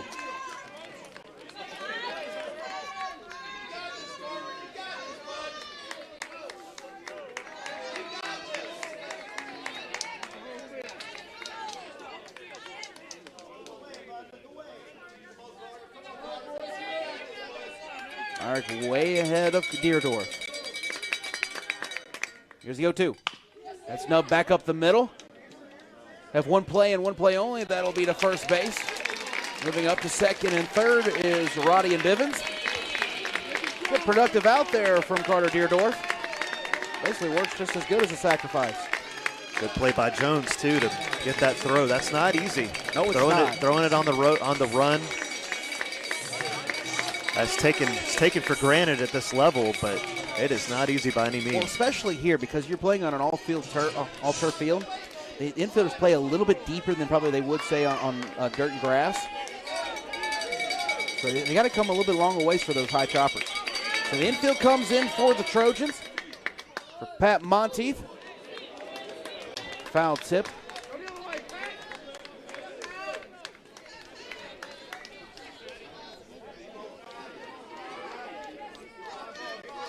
And you see that open base at first, but John Michael Fail on deck and Marek Kloop in the hole. There's no way you can intentionally walk him. You mentioned a partner earlier. Fail's now batting .500 with the bases loaded. You do not want that if you're Mount Olive. Here's the 0-1. And that's exactly what that's going to happen. That gets plunked right on the thigh. That will load the bases for John Michael Fail. In fact, he had the bases loaded all the way back in the third inning. Proceeded to hit a 2-run base hit in the left field. At the time, gave the Crusaders their first lead at 2-1.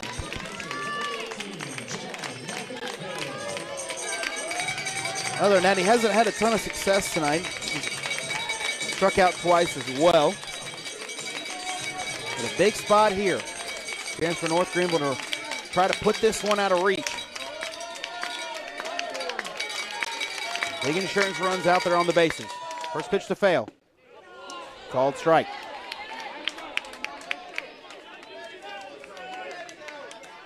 Crusader at every base. Roddy over there at third. Bivens at second. Monteith at first. All three of them reached either a walk or a hit by pitch.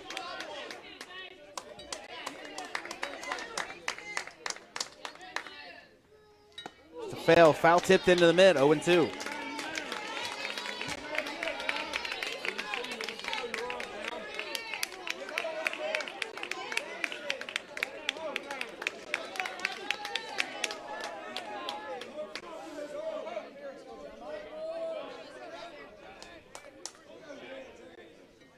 Mark's ready. Here's the 0-2.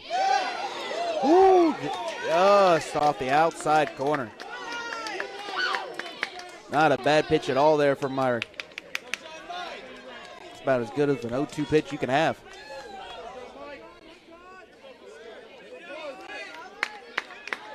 Maybe a little low also. Here's the 1-2. Swing and a miss. Big strikeout, a fail right there. Now there's 2 away.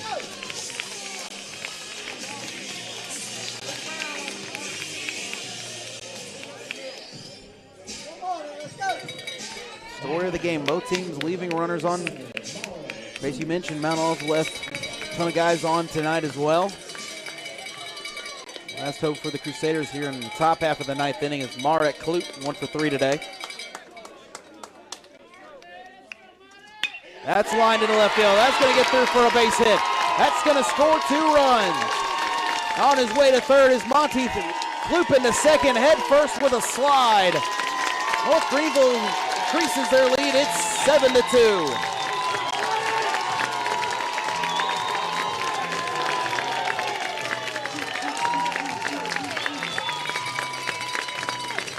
That's the thing about this North Greenville lineup. Even if you do strike out one of the dangerous hitters in the country, you've got another one to follow, and Marek Kloop with a big-time base hit increases the lead to 5.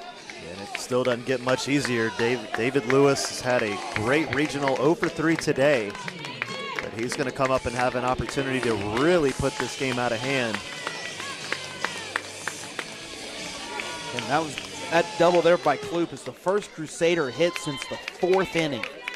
Yeah, Mount Olive has still out-hit North Greenville 7-6.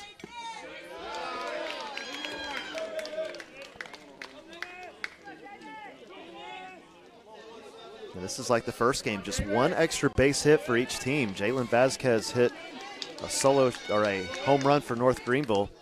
Mount Olive, Landon Choboy with a double, and that's it for extra base hits. Everything else has been singles. That one's lined in the right center field. That's going to get down for a base hit. Monty scores. Kloop scores. It's 9-2.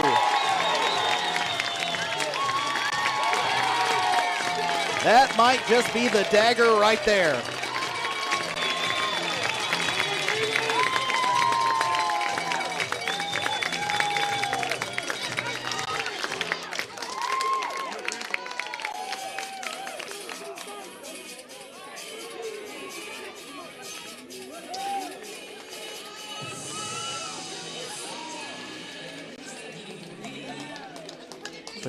We are going to get a pitching change for the Trojans here in the top of the 9th inning. What an inning for the Crusaders. A 2-out double by Marek Kloop, and then a 2-run base hit by David Lewis. What a regional he's having, as you talked about, partner. Unbelievable turnaround. Again, North Greenville did something like this just last year against Lenore Rhine. Lost the first game, turned around and won the next 2 to advance to the Super Regionals. This team is a very resilient bunch.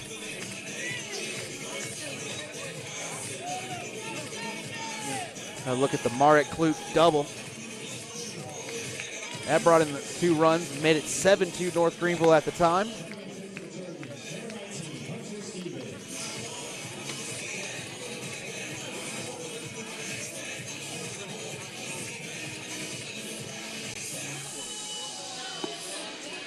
Hunter Stevens now comes into the ball game. He actually got the start for Mount Olive against the Hurricanes of Georgia Southwestern on Thursday afternoon to open the regional.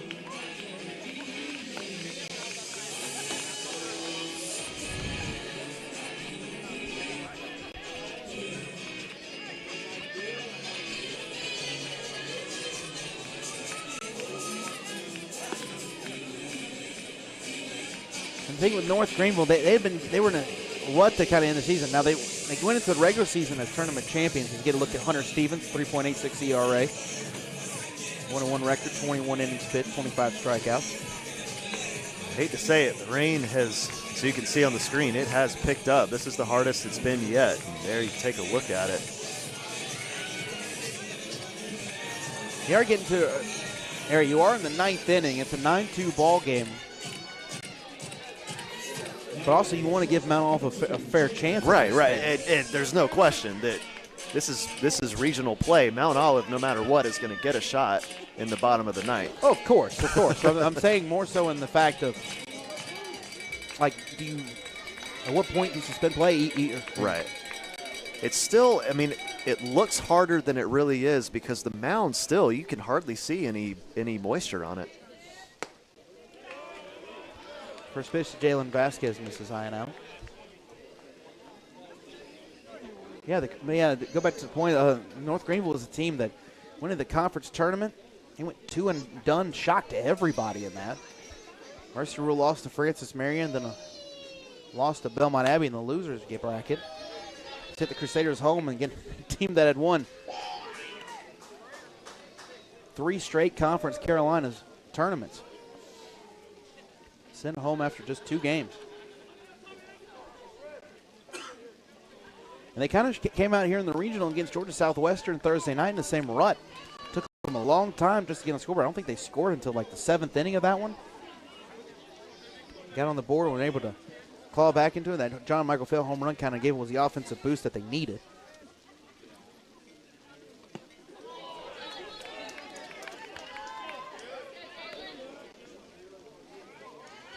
Count it 1-2 to Vasquez.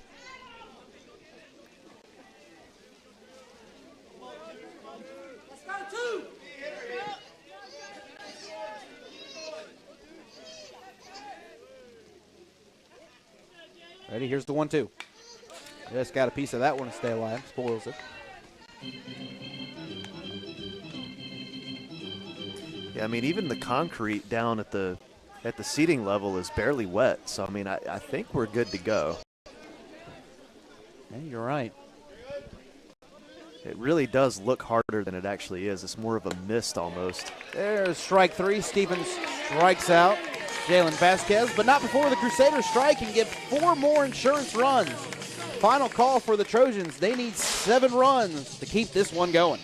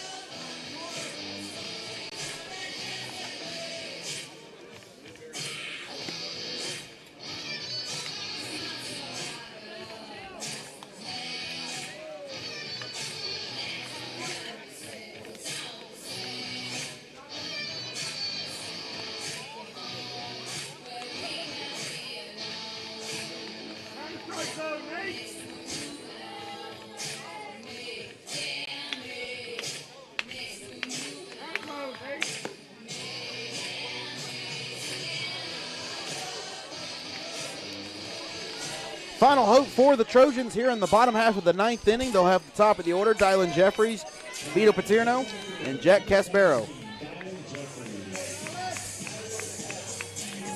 Jeffries is 0 for 3 on the night. North Greenville 3 outs away from securing another berth to this Super Regional. First pitch to Dylan misses inside. And this will only be the 3rd year we've had Super Regionals. First had it in 2019. Of course, 2020, COVID happened. That one's hit on the ground to short. Vasquez fields the 2-hopper, and throw over to first is in time. 1 away.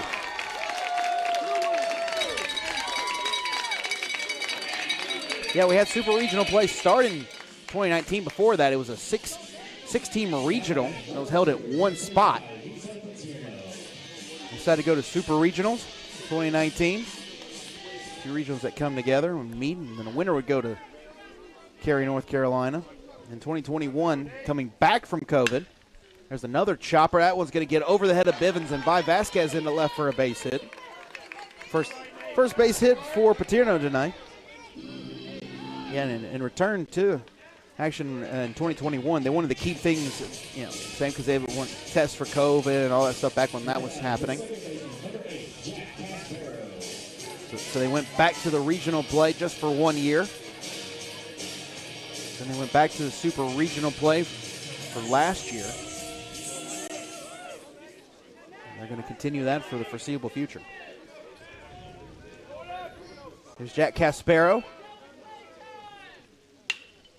That one's hit sharply, foul. Caspero's 2 for 4 tonight. Base hits in the first and fifth.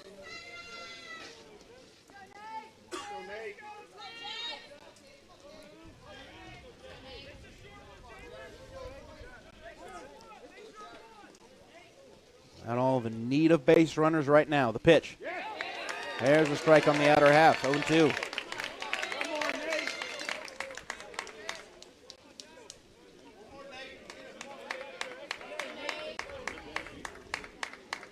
Go 2, swung on and missed, strike 3. North Greenville's 1 out away.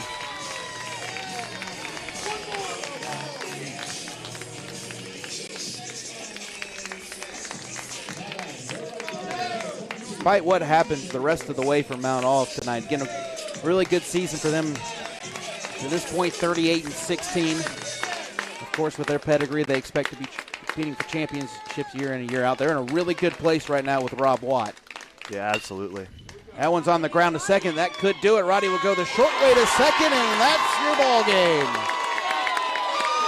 Crusaders come from behind, losing last night, and they win 2 games tonight. They advance to back-to-back Super Regionals, where they will await the winner of Belmont Abbey and Newberry here next weekend. Final tally tonight, North Greenville 9 runs on 7 hits with 2 errors. Trojans of Mount Olive 2 runs on 8 hits, no errors. North Greenville proves to 47-9 on the year. Mount Olive will finish their season 38-17. Final thoughts, partner. Yeah, just a great fight by Mount Olive. They made this a heck of a series. North Greenville came out on top, but like you said, Rob Watt has got this program on the right track. They are going to continue to improve year in and year out. This is a rivalry between these schools that it's going to be a long-standing one. That's for sure. It always seems like that whichever team is at home seems to always have the advantage in these types of series, games. Whenever these two match up, it's always a lot of fun. It's always quite entertaining. And of course, North Greenville wins it. They'll move on to the Supers next weekend. Tough loss for Mount Olive as they finish their season, but again, a great regional, fun all around. It was a pleasure to bring it with you. Partner, it was a blast, man. Appreciate it. Well, I'm Timothy Holcomb. It was a pleasure to bring you guys the regional this week. North Greenville advances to the Supers. We'll see you next week, everybody.